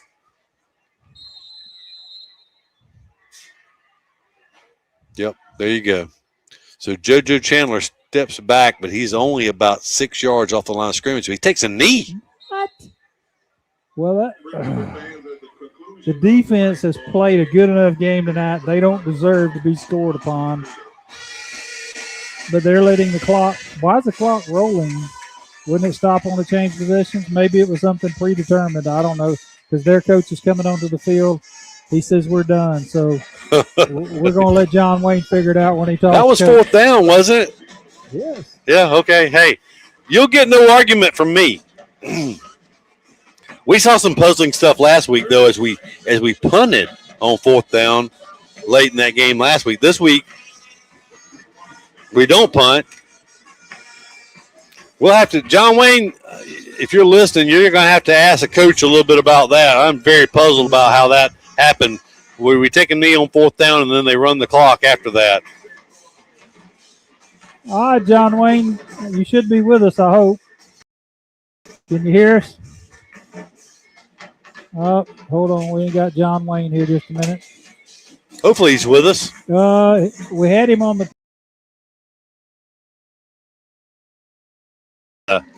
Thursday night game next week from Ashford. It's the Tigers and the Yellow Jackets. John Wayne is Mike. John Wayne, check your mic.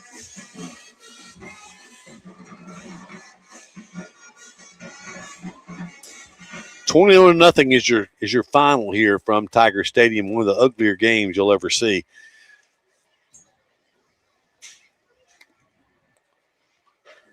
Tigers trying to find their quarterback system. This is the We second. got him if we got a mic. John Wayne, we can't hear you. Try it one more time. For some reason, we do not have a mic on him. John Wayne, I'm sorry. We'll just have to let you tell us about it. You can talk to him and figure it out and give us some sign language. Coach we might not want to film the sign language he might give tonight, but a good effort. The defense did a great job too. Yeah, and of course we'll just we'll have some final stats for you on the coaches show. Remember that comes to you from Beef O'Brady's, actually Lake Eufaula Sports Park on Wednesday night at 6 o'clock. But we'll have some final game stats from tonight, such as they are, and of course we'll have comments from Coach Jernigan on the coaches show as well. But tonight, Eufaula led 7-0 at the end of the first quarter. They led 21-0 at the end of the third quarter, and they win 21-0 over the visiting Booker T. Washington Eagles. The Tigers now take a 23-1 lead in the series with the Golden Eagles from Tuskegee. So I don't know to see what we can do. I hate that we missed this post-game commentary from Coach Jernigan. I mean, it doesn't make any sense because it's on there. Just showing the mic's working. Sometimes John Wayne's down there where it's a bad spot sometimes too, but you would think the pitcher would be out too. So yeah, we'll let him give us an update next week. Until then, join us next Wednesday for the coaches show, and Thursday is the Tiger Start region play from Ashford. Yeah, so be the renewal of a rivalry. 5 times in the past, the Tigers and the Yellow Jackets have played, but they have not played in the last, what would that be, Doug? 59 years, I think. No, 69 years, 1957. 57? Yeah, 1957, 69 years. So Tigers and the Yellow Jackets next Thursday night, 6 o'clock, coaches show on Wednesday night from Lake Eufaula Sports Park for John Wayne Robinson. Doug Apple, I'm Keith Brown. Wish you a good night and a great weekend. Go Tigers.